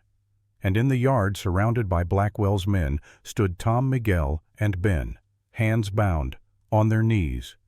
"It's a trap," Ellie breathed. "We have to go back, get help. There's no time. They'll kill them." Cade's jaw clenched. "Then we ride in. But Ellie, if things go bad, you run. You find the marshal yourself. You finish this. I'm not leaving you. You have to. Someone needs to survive to tell the story. Someone needs to make sure Blackwell pays." Before she could argue, he spurred his horse forward, riding straight toward the trap. Ellie had no choice but to follow. They rode into the yard with weapons drawn but not aimed, a show of readiness without overt aggression, buying time. Samuel Blackwell stood on the porch of the main house looking for all the world like a man surveying his own property. Lucas stood beside him, face conflicted but silent. "Mercer, Miss Morrison, so good of you to join us." "Let them go, Blackwell." "Let who go?" "These trespassers I found on your property. I was doing you a favor apprehending them." We both know that's a lie. Do we prove it? Blackwell's smile was cold. Oh, wait, you can't, because it's your word against mine, and my word carries considerably more weight in this territory. Cade dismounted slowly, hands visible. What do you want? Simple. The Morrison Ranch, deeded to me free and clear, and that metal box you stole from the property last night. We didn't steal anything. Those documents belonged to Ellie. They were her father's. Were they interesting? Because the Morrison Ranch was in foreclosure proceedings when Thomas Morrison died. Technically, everything on that property belonged to the bank, my bank, which means you did in fact steal from me. The legal maneuvering was brilliant in its cynicism. Blackwell had found a technicality and was exploiting it ruthlessly. The documents prove you're a fraud and a murderer. Ellie said, her voice shaking with rage. That's why you want them destroyed. Careful, Miss Morrison. Accusations of murder are serious business. You could find yourself facing slander charges. Or worse. I'm not afraid of you. Then you're a fool. Blackwell gestured, and one of his men stepped forward, pressing a gun to Ben's head. I'm going to count to 10. If you haven't agreed to my terms by then, the old man dies. Then the Mexican. Then the boy with the smart mouth. And then we'll see how brave you really are. You can't murder 4 men in cold blood, Cade said. There are witnesses. Are there? All I see are my men who will swear that you attacked us and we defended ourselves. Self-defense is legal even when it results in death. 1. Cade, don't do this, Ben said. Don't give him what he wants. 2. He'll kill us anyway, Miguel added. The moment he has those papers, we're all dead. 3. Ellie looked at Cade, saw the calculation in his eyes. He was trying to find a way out, a solution that didn't end in bloodshed. But there wasn't one. Blackwell held all the cards. 4. Wait, Ellie said. I'll give you the ranch, but only if you let them go. All of them, including Cade. Ellie, no. Cade grabbed her arm. It's my ranch, my decision. She looked at Blackwell. Do we have a deal? The ranch and the documents. I want both. 5. Fine. The documents too. But you let everyone go first. I watch them ride away. Then I give you what you want. Blackwell considered this, then nodded. Agreed. But you stay. Insurance until I verify the documents are authentic. No, Cade said flatly. That's not acceptable. Then your friends die. Your choice, Mercer. Save your men or save your woman. You can't have both. 6. Time seemed to slow. Ellie could hear her own heartbeat loud in her ears, could see the desperation in Cade's face, the resignation in Ben's, the fear in Tom's and Miguel's, and suddenly she knew what she had to do. I'll stay, she said. Let them go, all of them. Ellie, don't do this. It's already done. She turned to Cade, touching his face gently. You need to survive, to make sure he pays for this, to take care of Joey, to finish what my father started. I can't leave you here. You have to. It's the only way. I love you. I know. I love you too. That's why you have to go. 7. Blackwell was enjoying this, she realized. The Sophie's choice, the moral anguish. He fed on other people's pain. Do we have an agreement, Miss Morrison? We do. On one condition. I want your word in front of all these witnesses that once you have the ranch and the documents, you'll let me go unharmed. You have my word. Your word is worthless. Perhaps, but it's all you're going to get. 8. Take the deal, Cade, Ben said. Live to fight another day. That's what she's giving you. Don't waste it. Cade looked at Ellie, at the woman he'd come to love, offering herself as a sacrifice. Every instinct screamed at him to refuse, to fight, to burn the whole world down rather than let Blackwell win. But Ellie's eyes pleaded with him, begged him to be smart, not brave. All right, he said finally, the words tasting like ash. We'll go. But Blackwell, if you harm her, if you so much as touch her, I will hunt you to the ends of the earth. That's not a threat. It's a promise. Noted. Blackwell's men cut the bonds on Tom, Miguel, and Ben. The 3 men mounted horses, moving stiffly, eyes never leaving Ellie. Cade was the last to mount. Before he did, he pulled the saddlebag containing the documents from his horse and handed it to one of Blackwell's men. "The originals are here. Everything you wanted." Wise choice. As Cade turned his horse to leave, Ellie called out, "Cade, remember what you promised. Finish this." He nodded once, then rode away, the others following. Ellie watched them go, memorizing the sight of Cade's broad shoulders, the set of his spine, the way he sat his horse like he was born to it. When they were out of sight, Blackwell turned to her. "Well, that was touching. Shall we discuss the terms of your surrender more specifically? I kept my end of the bargain. Now keep yours. I want papers drawn up transferring the ranch to you, legal and binding, and then I want to be allowed to leave. Of course. Lucas, ride to town. Fetch Herbert Grayson. Tell him we need a deed drawn up immediately." Lucas hesitated. "Father, maybe we should—" "Do as you're told, boy." Lucas rode away, leaving Ellie alone with Blackwell and his hired guns. The next 3 hours were the longest of Ellie's life. She sat in the main house under guard while Blackwell's men searched the property for any additional evidence. They found the rest of the documents in the desk drawer where Cade had hidden them, burned them in the fireplace one by one, while Blackwell watched with satisfaction. 30 years of work," he said, feeding Thomas Morrison's journal to the flames. "Your father spent 30 years documenting my business dealings, and now it's all ash. Rather poetic, don't you think? You won't get away with this. The marshal is 300 miles away and has no jurisdiction here without a formal complaint. And who's going to file one? You, with what evidence?" He smiled. "You've lost Miss Morrison. Completely. Utterly. And the beautiful thing is, you did it to yourself. Chose to stay behind to save your lover and his men. Very noble, very stupid." When Lucas returned with Herbert Grayson, the elderly lawyer looked deeply uncomfortable. "Miss Morrison, are you certain you want to do this? Signing over your property rights without compensation is highly irregular." "I'm certain," Ellie said. What choice did she have? The deed was drawn up, signed, witnessed, legal and binding. The Morrison Ranch now belonged to Samuel Blackwell. "There," Blackwell said, pocketing the deed. "All nice and tidy. Mr. Grayson, you may go. And Lucas, escort Miss Morrison off the property. She's trespassing now." "You promised to let me go," Ellie said. "And I am. You're free to leave. Of course, where you'll go is another question. You're penniless, homeless. Your reputation is in tatters. You have no family, no prospects, no future. I have friends. Do you? We'll see how loyal they remain when I make it known that anyone who helps you will face my considerable displeasure." Lucas took Ellie's arm gently. "Come on, I'll take you to town." As they walked to the horses, Ellie looked back at the ranch. Her grandfather had built it.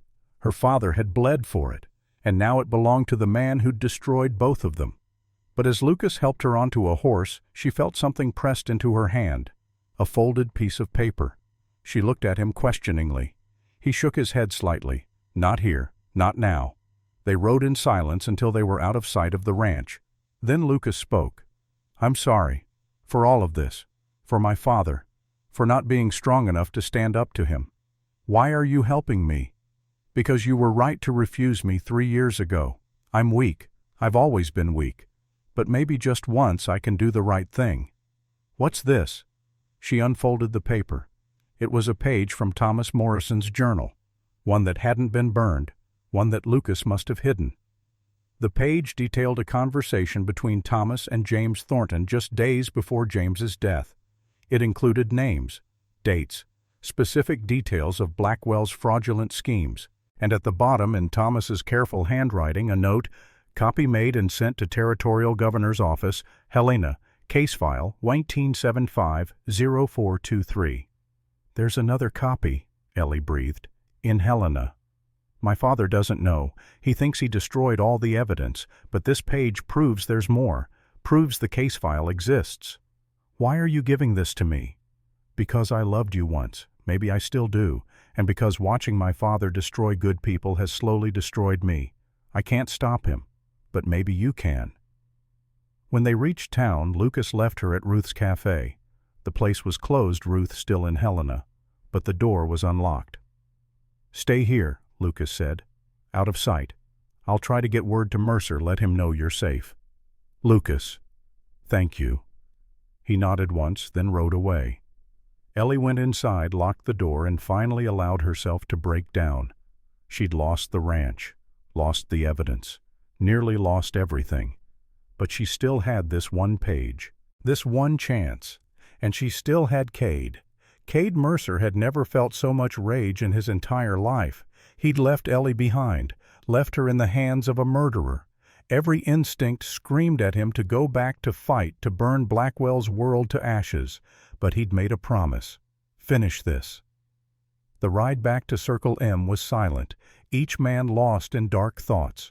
When they arrived, they found Joey sitting on the porch, Carmen beside him, both waiting anxiously. "Where's Aunt Ellie?" Joey asked immediately. Cade dismounted, kneeling in front of the boy. "She had to stay behind for a little while, to keep us safe." "When is she coming back?" "Soon, I promise, soon." Carmen met Cade's eyes over Joey's head. She knew what staying behind really meant, knew the danger Ellie was in. Inside, they assessed their situation. The ranch was intact, but they'd lost the evidence. The documents that could have brought Blackwell down were ash. "We still have our testimony," Tom said. "We can tell the marshal what we saw." "Without evidence, it's our word against Blackwell's," Ben replied, "and he owns half the territory. Who do you think they'll believe? Then we get evidence. We find proof of what he's done. What proof he destroyed everything?" "Not everything," Miguel said quietly. "Señorita Ellie gave me something before we rode out, said to keep it safe in case things went bad." He reached into his shirt, pulling out a folded paper. The deed to Morrison Ranch, signed by Thomas Morrison, clearly stating that the property belonged to Ellie. This proves she owned the ranch free and clear. Whatever deal Blackwell forced her into under duress, this shows the transaction was illegal. It wasn't much, but it was something. Over the next 2 days, Cade worked with ruthless efficiency. He rode to every family on their list, convincing them to testify. The Johnsons agreed immediately. Sarah Chin took more persuading, but eventually came around. Victor Blake, surprisingly, was the easiest. "I'm old," Victor said. "Got nothing left to lose. Blackwell took everything from me 30 years ago. If I can take something from him before I die, I'll go to my grave happy." By the 3rd day, they had 8 families willing to testify. 8 stories of fraud, extortion, and theft. It still wasn't enough without the documents, but it was a start. Then, late on the 3rd night, Lucas Blackwell rode into Circle M. Cade had his gun drawn before Lucas even dismounted. "I'm not here to fight," Lucas said, hands raised. "I have a message from Ellie. She's safe. She's at Ruth's cafe. And you expect me to believe that. Believe what you want, but she wanted you to know she's alive and unharmed. My father let her go after she signed the deed, after he coerced her into signing under threat of death. Yes, which makes the deed invalid, which my father knows, which is why he's planning to have the ranch assessed and claim Ellie owed back taxes. Create a legal basis for the seizure that will stand up in court. Your father thinks of everything. He's a careful man, meticulous. It's what makes him dangerous. Then why are you here to gloat?" Lucas reached into his coat, slowly pulling out a paper. "Because Ellie asked me to give you this." It was the journal page, the one mentioning the case file in Helena. Cade read it twice, hardly daring to believe. "There's another copy. Apparently, my father doesn't know, yet, but he will eventually. He has contacts in Helena, people who'll alert him if anyone starts asking questions about old case files. Then we have to move fast, get to Helena before his people can destroy the evidence. It's a 3-day ride. You'll never make it before word reaches my father. Then I'll make it in 2. Even if you do, you'll need someone to verify the documents, someone with legal standing. The territorial governor won't just hand over sensitive files to a rancher from Red Creek. I'll figure it out. Or," Lucas said carefully, "you could let me help." "Why would you help me?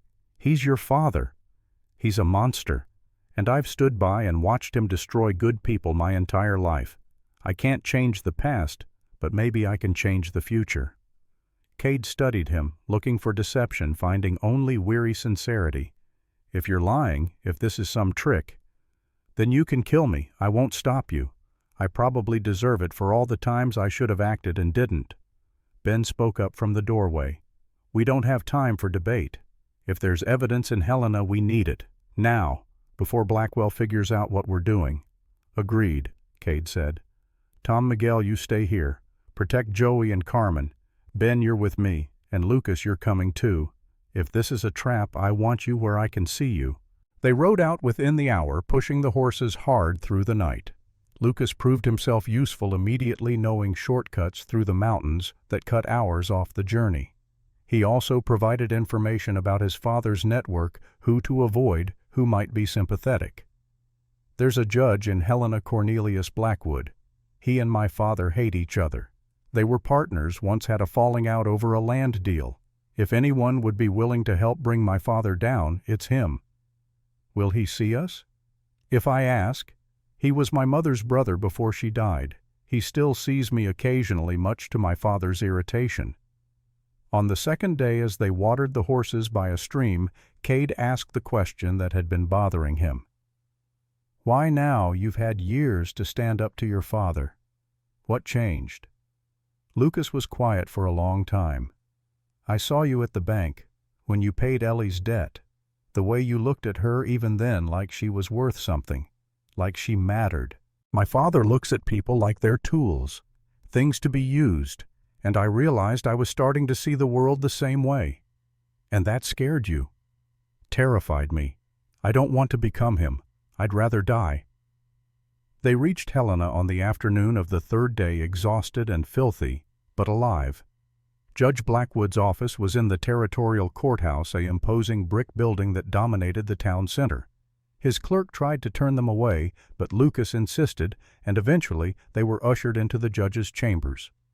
Cornelius Blackwood was 70 if he was a day, with white hair, piercing blue eyes, and the bearing of a man who'd spent his life making difficult decisions. "Lucas, this is unexpected." "Uncle Cornelius, I need your help. We all do." They laid it out. Everything. Thomas Morrison's investigation, the journal entries, the fraud, the murder, and the case file that supposedly contained copies of the evidence. Blackwood listened without interrupting. When they finished, he leaned back in his chair, steepling his fingers. "These are serious allegations. Samuel Blackwell is a powerful man. Accusing him of fraud and murder will have consequences. We have proof, or we will if the case file exists. And if it doesn't, if Thomas Morrison never filed the documents, then we're asking you to believe us on faith." "Faith," Blackwood smiled slightly. "That's in short supply in a courtroom." "You hate him," Lucas said bluntly. "My father. You've hated him for 30 years. This is your chance to bring him down legally." "Hatred is not a basis for justice. But truth is. And the truth is that my father is a criminal. He's destroyed families, stolen land, and killed anyone who threatened to expose him. If you don't help us, he'll keep doing it, for years, decades." Blackwood was silent for a long moment. Then he stood, walking to a filing cabinet in the corner of his office. "Case file 1875-0423. I remember it. Thomas Morrison filed a formal complaint against Samuel Blackwell. Fraud, usury, conspiracy to commit theft. He brought documents, sworn statements, but before we could act, Thomas withdrew the complaint, said he'd made a mistake, been confused. We had to drop the investigation."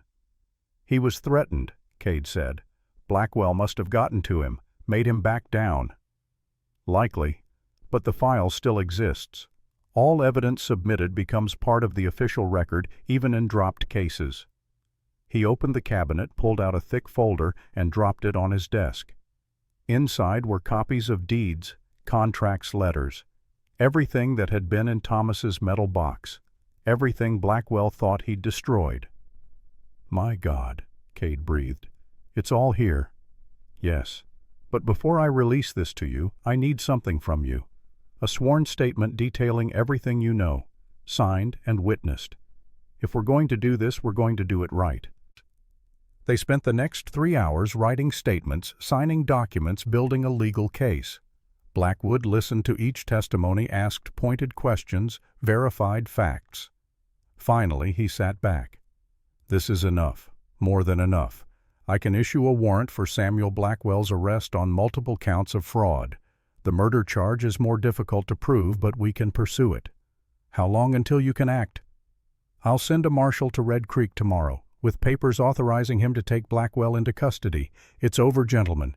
You've won. But even as he said it, the door to the office burst open. A young clerk stood there, face pale. Your Honor, there's been a telegraph from Red Creek. The town is on fire, multiple buildings burning, and there are reports of shots fired. Cade's blood ran cold. Blackwell knows. He knows what we're doing. Or he's decided to destroy everything rather than let it fall into other hands, Blackwood said grimly. Either way, you need to get back there, now. They rode like demons, stopping only to change horses. What had taken 3 days going took less than 2 coming back. But even from miles away they could see the smoke. Red Creek was burning. The fire had started at the telegraph office. That much was clear from the charred remains and the testimony of survivors. Someone had broken in during the night, doused the place in kerosene, and set it ablaze. The fire spread quickly in the dry summer heat. The general store, the saloon, the building that housed the land office, all gone. And in the chaos, people had died. 3 confirmed, several others missing. Cade rode through the destruction, heart pounding, searching for Ellie. He found Ruth first, her cafe miraculously untouched, organizing relief efforts for the displaced families. "Where's Ellie?" he demanded. "I don't know. She was here yesterday, but when the fire started, she ran toward the Morrison Ranch. Said something about protecting evidence." "Evidence? What evidence?" "I don't know. She didn't explain, just ran." Cade didn't wait to hear more. He spurred his horse toward the Morrison Ranch, Lucas and Ben following. They found the ranch house burning, not a small fire, a conflagration. Someone had systematically set fires throughout the structure, ensuring complete destruction. And in the yard, fighting the flames with a bucket brigade of 1, was Ellie. Her dress was scorched, her face streaked with soot and tears, her hands blistered and bleeding. But she kept throwing water, kept fighting even as the house collapsed in on itself. Cade jumped from his horse, grabbing her around the waist, pulling her away from the heat. "Let me go. I have to save it." "It's gone. Ellie, let it go." "No. The well. The evidence in the old well.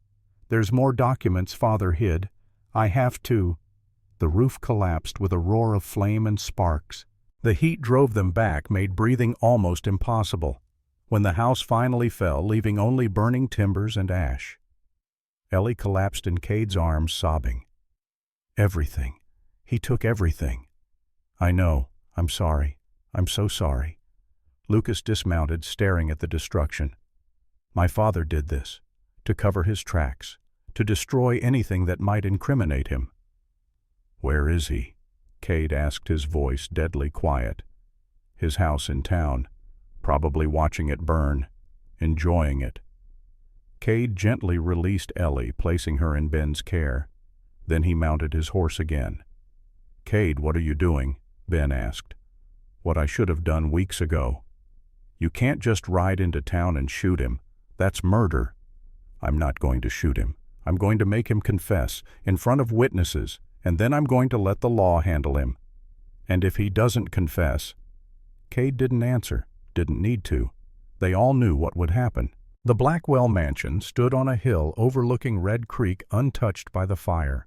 Blackwell had made sure of that, probably had men stationed to protect his property while the town burned. Cade rode up the long drive, not bothering to hide his approach. By the time he reached the house, Blackwell was waiting on the porch, flanked by armed men. "Mercer, I wondered when you'd show up." "Call off your dogs, Blackwell. This is between you and me." "Is it? Because from where I'm standing, you're the one trespassing on my property. I'd be within my rights to have you shot. You could try, but your men would die first, and you'd die last. and you'd die knowing that everything you built was about to come crashing down." "Big words. Can you back them up?" Cade pulled the documents from his saddlebag, the case file from Helena, the certified copies, the judge's warrant. "Cornelius Blackwood sends his regards, along with a warrant for your arrest on 14 counts of fraud, 8 counts of extortion, and 1 count of murder." For the first time, genuine fear crossed Blackwell's face. That case was closed. Thomas Morrison withdrew the complaint. The file still exists, complete with all the evidence he submitted, which means everything you've done, every crime you've committed is documented, officially, by the territorial government. "You're bluffing." "Am I? Why don't you send someone to Helena to check?" "Oh, wait, you can't, because you burned down the telegraph office, along with half the town, which, by the way, is arson, another charge for the list." Blackwell's men shifted uncomfortably. They'd signed on to be enforcers, not accessories to multiple murders and arson. "I'll fight this," Blackwell said. "I have the best lawyers in the territory." "You're welcome to try. But Ellie Morrison has the original deed to her ranch proving you coerced her. 8 families are willing to testify about your fraudulent loans, and Lucas here has agreed to provide testimony about your business practices." Lucas had dismounted, standing beside Cade. "It's over, Father. You've lost. You ungrateful little worm. After everything I've done for you, everything I've built, you've built an empire of suffering. I won't be part of it anymore." Blackwell lunged at his son, but Cade stepped between them. "Don't. You've done enough damage." The sound of hoofbeats announced the arrival of the territorial marshal and 4 deputies sent by Judge Blackwood to execute the warrant. Marshal Harrison was a big man, grizzled and competent, who'd seen enough in his years to not be impressed by wealth or bluster. "Samuel Blackwell, I have a warrant for your arrest. You need to come with me." "This is a mistake, a travesty. I'll have your badge for this." "You're welcome to try." "Now, are you coming peacefully, or do we do this the hard way?" Blackwell looked around, seeing his options evaporate. His men wouldn't fight a territorial marshal. His wealth couldn't buy his way out of documented evidence. His power was crumbling. "This isn't over," he said to Cade. "I'll fight this. I'll win. And when I do, I'll destroy you. Destroy everything you love." "You already tried that. It didn't work." As the marshal led Blackwell away in chains, Cade felt something he hadn't felt in years. Relief. Not joy, not triumph. Just the simple relief of a burden lifted. But the relief was short-lived. When they returned to the Morrison ranch, they found Ellie standing in the ruins holding something. A metal box blackened by fire but intact. "It was in the well," she said quietly. "Just like Father said. More documents, more evidence. He'd hidden copies of everything just in case. We don't need them anymore. We have the Helena files." "I know. But these are different. These are letters, personal letters between Blackwell and his associates, planning the murder of James Thornton, planning the frame-up of my father. It's all here." She handed Cade one of the letters. The handwriting was unmistakably Blackwell's. "Thomas Morrison knows too much. He must be dealt with. Make it look like natural causes, a heart attack. No one will question it." The date was 2 weeks before Thomas Morrison's death. "My father was murdered," Ellie said, voice breaking. "I thought he died of a broken heart, but Blackwell had him killed. Poisoned, probably." Cade pulled her into his arms. "We'll prove it. We'll add it to the charges. He'll pay for everything, Ellie. I promise." But even as he said it, he heard the commotion from town. Shouts, the sound of breaking glass. They rode back to find chaos.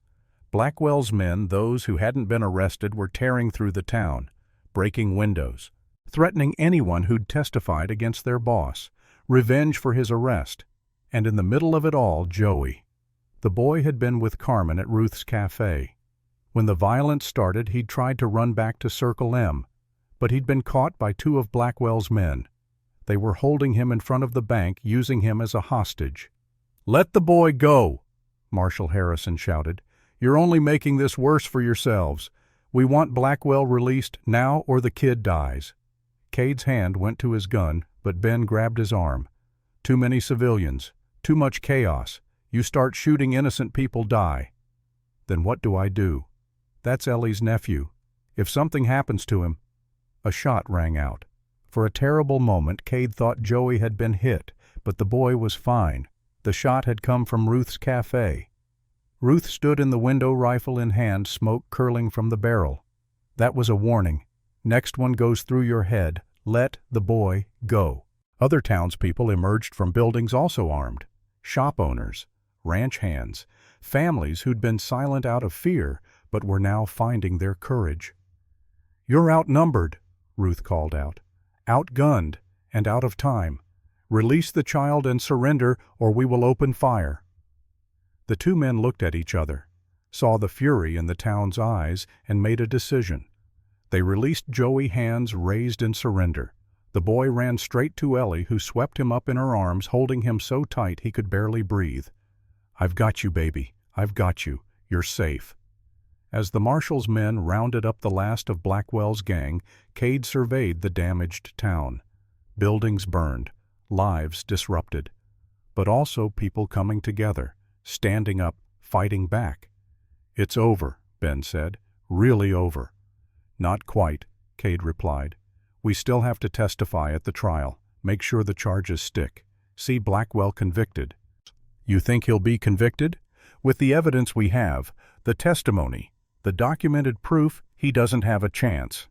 But even as he said it, Cade felt a cold certainty that Blackwell had one more card to play. Men like that always did. The trial was set for 3 weeks after Blackwell's arrest. Plenty of time for lawyers to review evidence, for witnesses to prepare testimony, for the town to begin rebuilding. Ellie and Joey moved back into Circle M, the Morrison Ranch, now just a memory of ash and charred timbers. Cade insisted they stay in the main house. Propriety be damned. After everything they'd been through, what people thought was the least of his concerns. The first week passed in a blur of preparation. Cade met with the prosecutor, a sharp young lawyer named Daniel Reeves, who'd been sent from Helena specifically for this case. They went over every piece of evidence, every witness statement, building a case so airtight not even the best defense attorney could crack it. Ellie spent her time caring for Joey, who'd grown quiet and withdrawn since the hostage incident. The boy barely spoke, barely ate, jumped at sudden noises. "He needs time," Carmen said. "Time to feel safe again." What if he never does? What if this broke something in him? Children are stronger than we know. He will heal. We all will. But on the 8th day, everything changed. A rider arrived at Circle M in the middle of the night. Not one of Blackwell's men. A stranger. Middle-aged, well-dressed, riding a fine horse. "I need to speak with Cade Mercer. Privately." Against his better judgment, Cade invited the man into his study. "My name is Robert Chandler. I'm an attorney from Denver. I represent Samuel Blackwell. Get out of my house. Please hear me out. 5 minutes. That's all I ask." Cade's hand rested on his gun, but he nodded. "Mr. Blackwell is prepared to make a deal. He'll plead guilty to fraud and embezzlement. He'll serve prison time, 10 years, no possibility of parole, but in exchange the murder charges are dropped, all of them." "No, you haven't heard the full offer. As part of the deal, he'll sign over all properties acquired through fraudulent means to their original owners, including the Morrison Ranch to Miss Morrison. He'll pay restitution, make whole as many families as possible, in exchange for getting away with murder, in exchange for guaranteeing that justice is served. Mr. Mercer, you're a smart man. You know how trials work. Juries are unpredictable. Evidence can be challenged. Witnesses can be discredited. If this goes to trial, there's a real chance Blackwell walks away completely free. Not with the evidence we have. Are you willing to bet everything on that? Because that's what you'd be doing. If he's acquitted, double jeopardy applies. He can never be tried for these crimes again. But if he pleads guilty now, he goes to prison. Guaranteed. Families get their land back. Guaranteed. The town gets peace. Guaranteed." Cade wanted to refuse, wanted to see Blackwell hang for murder. But the lawyer's words hit home. Trials were uncertain, and if Blackwell was acquitted, "I need to think about it." You have 24 hours. After that, the offer expires and we go to trial. Choose wisely, Mr. Mercer, because the wrong choice could let a murderer walk free." After the lawyer left, Cade sat in the darkness wrestling with impossible choices. He told Ellie the next morning. She listened in silence, her face unreadable. "What do you think we should do?" he asked. "I think we should ask the families. Everyone Blackwell hurt. They deserve a say in this." So they did. They called a meeting at Ruth's rebuilt cafe, everyone who'd suffered under Blackwell's schemes. 12 families, 43 people total. Cade laid out the choice: guaranteed conviction with prison time and restitution, or trial with the possibility of complete acquittal. The room erupted in argument. "He killed my husband," Ruth said. "I won't let him escape justice for that." "But what if he goes free?" Mrs. Johnson countered. "What if the jury believes his lawyers? We'd get nothing, worse than nothing." 10 years in prison is something," Victor Blake said. "More than I thought we'd ever get. It's not enough, not for murder." Back and forth they argued, voices rising, emotions raw. In the end they took a vote. 7 families voted to accept the deal. 5 voted to go to trial. "It's not unanimous," Ellie said. "Nothing ever is," Reeves, the prosecutor, replied. "But it's a majority.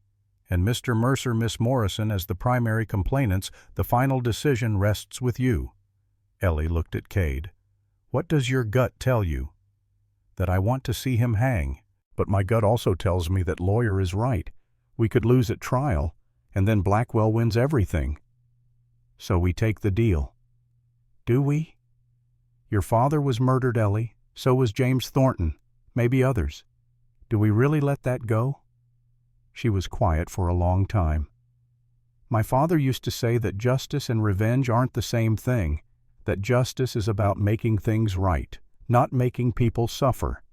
If we go to trial seeking revenge and lose, we get neither justice nor revenge. But if we take the deal, at least some things get made right. You're saying accept the offer. I'm saying I trust you to make the right choice. Whatever you decide, I'll support." That night, Cade couldn't sleep. He walked the ranch thinking about Thomas Morrison, about Sarah and James, about all the people Blackwell had destroyed. He found himself at James's grave, the small marker he'd placed 3 years ago. "I don't know what to do," he said to the stone. "Part of me wants to fight, to make sure he pays for everything. But part of me knows that protecting what's left is more important than punishing what's lost." The wind rustled through the grass. No answers, just silence. At dawn, Cade made his decision. He met with Chandler and Reeves together. "We'll take the deal, but with additional conditions. Blackwell allocates half his remaining fortune to a fund for the families he destroyed.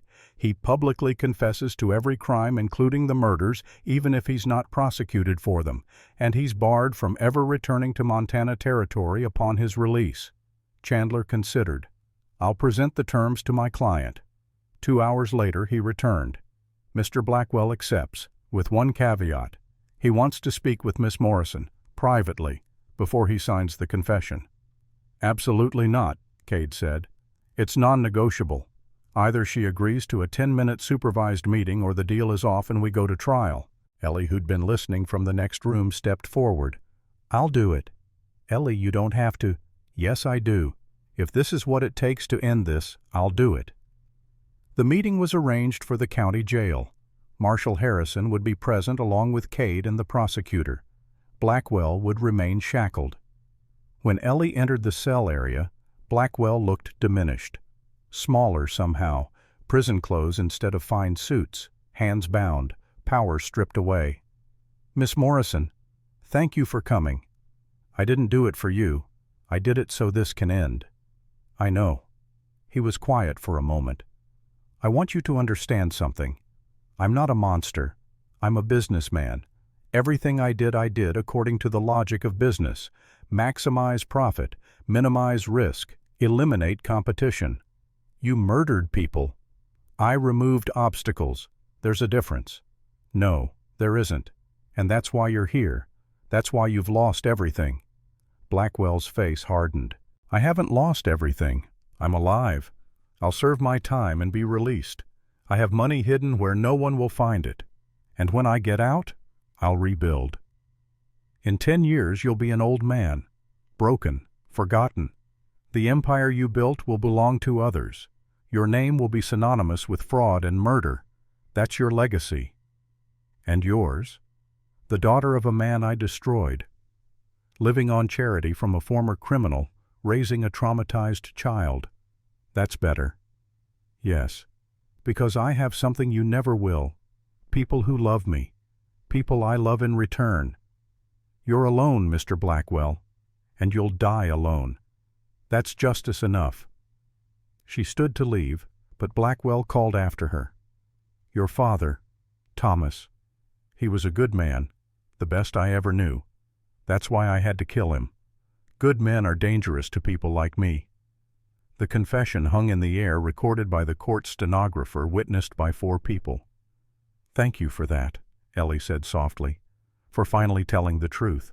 She walked out head high and never looked back.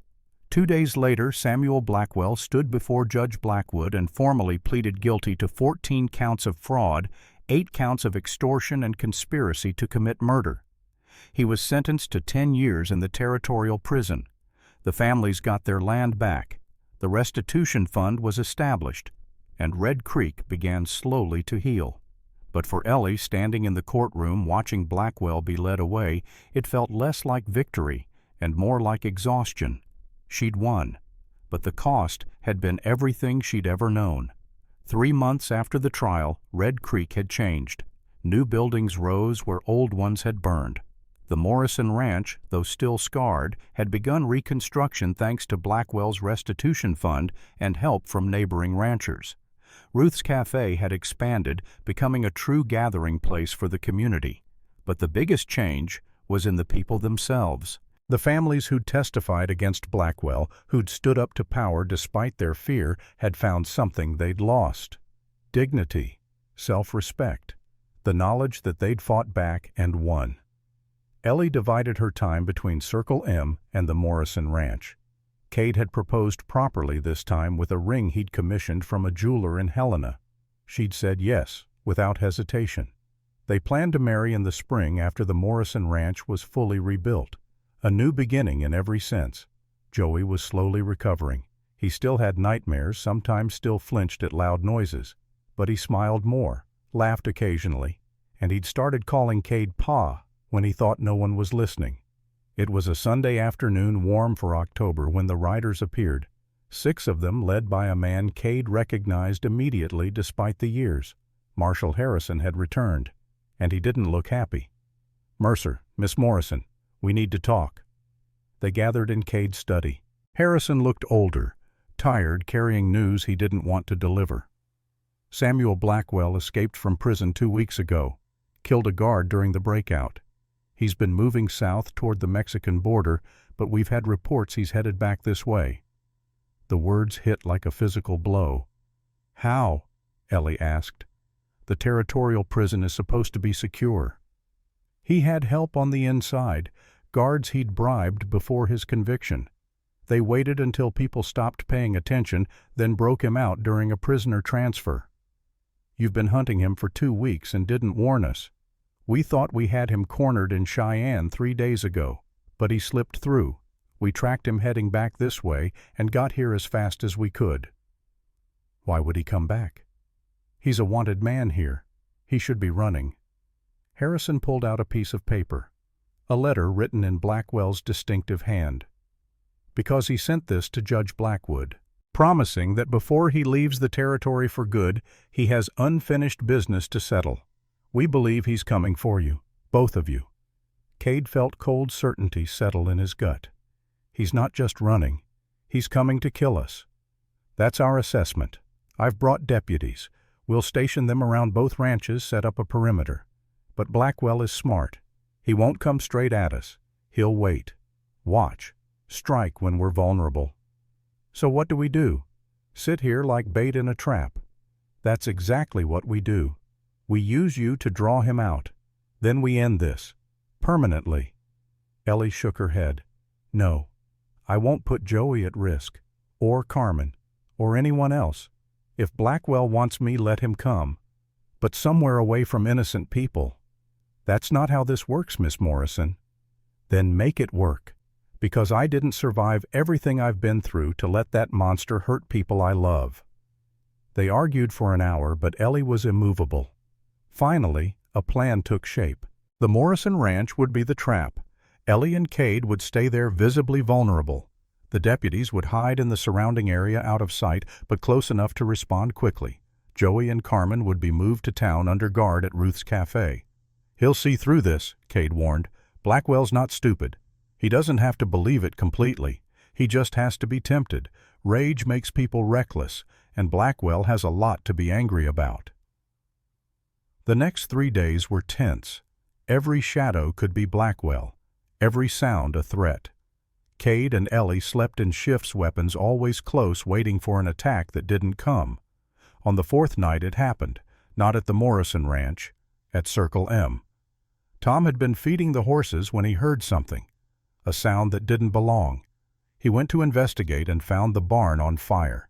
Not a small fire, a conflagration just like the cookhouse months before. He ran to sound the alarm, but a figure emerged from the smoke. Samuel Blackwell, older and harder than before, holding a gun. "Where are they, Mercer and the Morrison woman?" "Go to hell." Blackwell shot him, not to kill, in the leg. Tom went down screaming. Miguel came running at the sound, but Blackwell was ready. He clubbed Miguel with the gun, knocking him unconscious.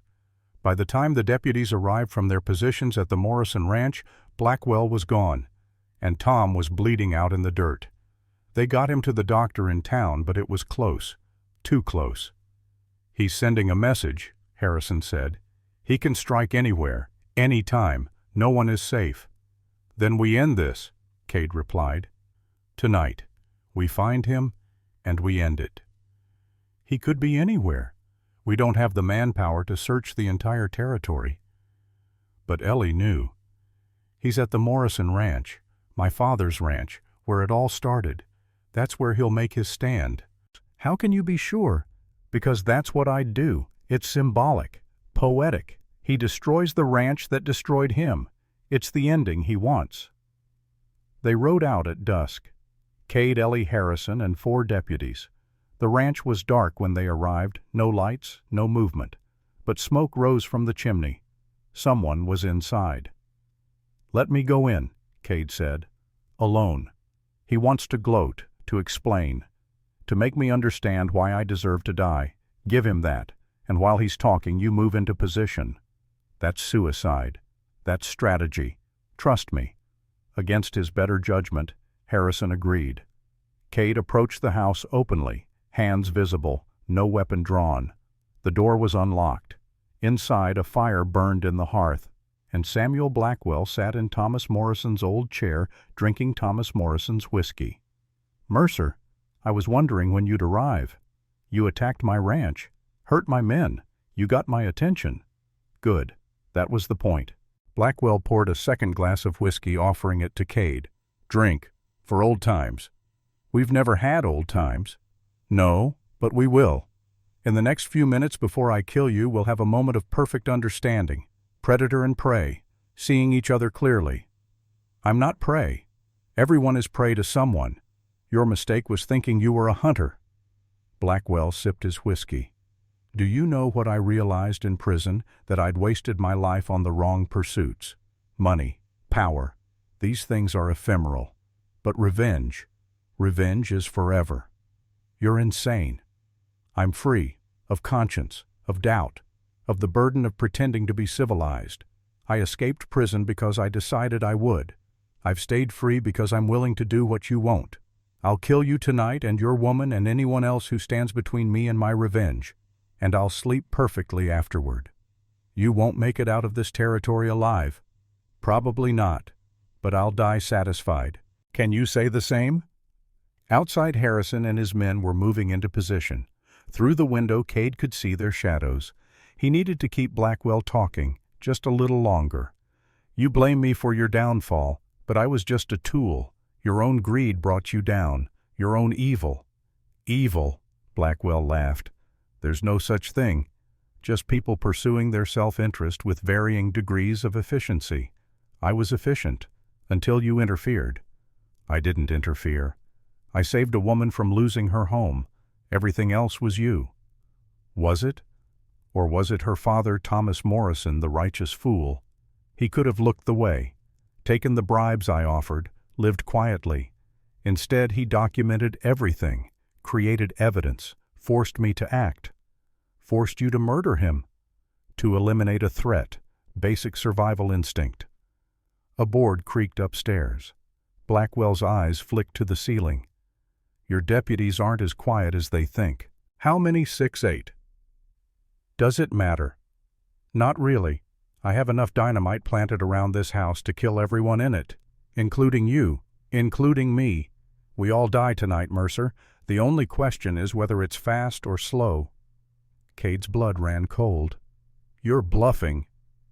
Am I? Blackwell pulled a detonator from his pocket, a simple device wired to charges hidden throughout the house. I spent 2 weeks preparing this, stealing explosives from the mine outside Butte, wiring it all together, making sure it would work. If you blow this house, you die too. I know, I told you. I've accepted death.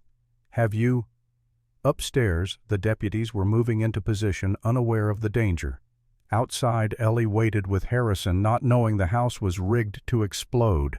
Cade had seconds to make a choice: fight and risk everyone dying, or surrender and buy time. He chose option 3. He lunged, not at Blackwell, at the detonator. They crashed together, fighting for control of the device. Blackwell was older, but desperate. Cade was stronger, but trying not to trigger the explosives. The detonator fell skittering across the floor. Both men dove for it. Blackwell got there first. Goodbye, Mercer. He pressed the trigger. Nothing happened. Blackwell pressed it again. Still nothing. What? The door burst open. Ellie stood there holding a handful of wires. Looking for these, found them in the root cellar. Cut every connection I could find. Blackwell's face went from confusion to rage. He reached for his gun, but Cade was faster. One punch perfectly placed and Blackwell went down. Harrison and his deputies flooded the house, securing the prisoner. How did you know? Cade asked Ellie. I didn't, but I remembered that when I was a child my father showed me how he'd wired the house for electricity. Said every Morrison should know where the wires ran in case of emergency.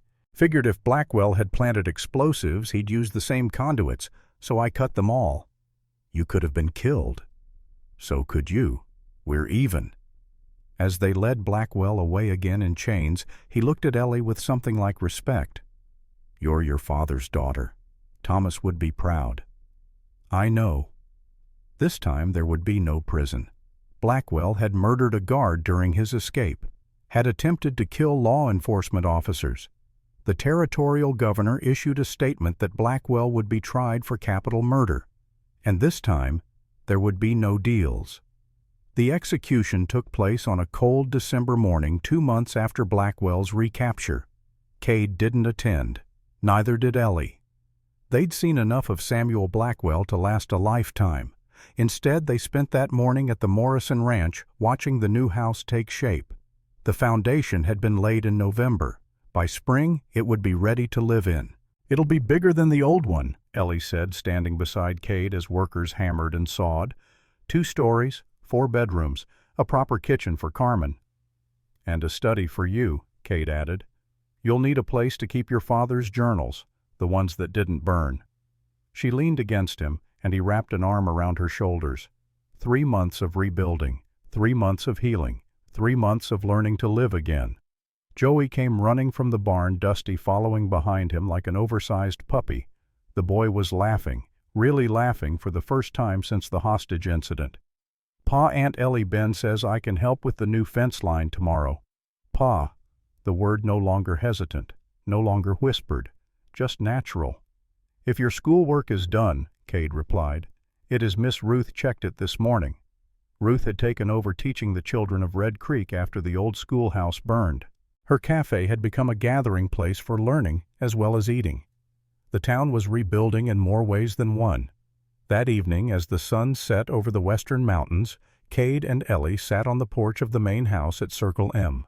In 3 days, they would marry. A small ceremony at the new church. Just family and friends. "Nervous?" Cade asked. "About marrying you, no." Ellie smiled. "About everything else a little." "Everything else? Being a wife, being a mother to Joey, rebuilding the ranch, living up to my father's legacy." Cade took her hand. "You're already all of those things. The wedding just makes it official." "And you? Are you nervous?" He was quiet for a moment. "I'm terrified. Of losing you. Of losing Joey. Of losing everything again. Then we'll be terrified together, and we'll live anyway."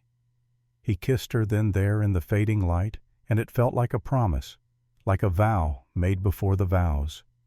Spring, 1879. The Morrison Ranch stood rebuilt better than before.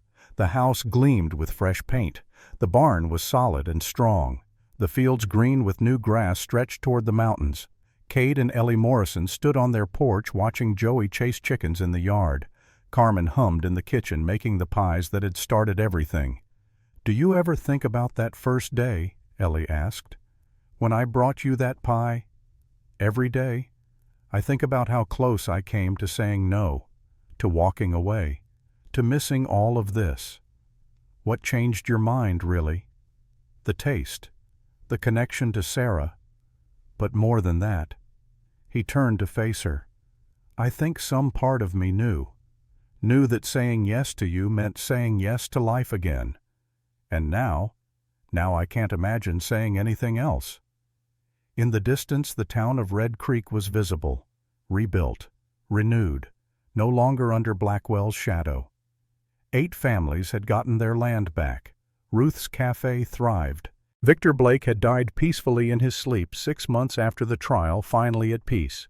Lucas Blackwell had moved to California, sending occasional letters that spoke of a new life, a fresh start. And on a hillside outside town, 3 graves stood in a row. Sarah Mercer, James Mercer, Thomas Morrison. Cade visited them sometimes, bringing flowers, speaking quietly to the dead. But he no longer lived there. He lived here, with Ellie, with Joey, with the family they'd built from loss and courage and love. "Come inside," Ellie said, taking his hand. "Dinner's ready, and Carmen made apple pie." Cade smiled. Of course she did. As they walked into their home, Joey ran up to join them, and Carmen called out that the table was set. The door closed behind them, and through the window, lamplight glowed warm and golden. Outside, the Montana sky stretched vast and endless, stars beginning to emerge, the land settling into night. And in that small house, in that rebuilt ranch, in that town that had faced darkness and chosen light, a family gathered around a table. Not perfect, not without scars, but alive, and together, and home. The pie sat in the center of the table, steam rising from the lattice crust. Cade cut 4 slices, 1 for each of them, and as they ate, Carmen told stories that made Joey laugh and Ellie smile. And for the first time in 3 years, Cade Mercer felt complete. Not because the pain was gone, not because he'd forgotten Sarah and James, but because he'd learned that the heart has room for more than one love, more than one family, more than one chapter. And this chapter, this life, this love, it was worth every moment of the journey that had brought him here.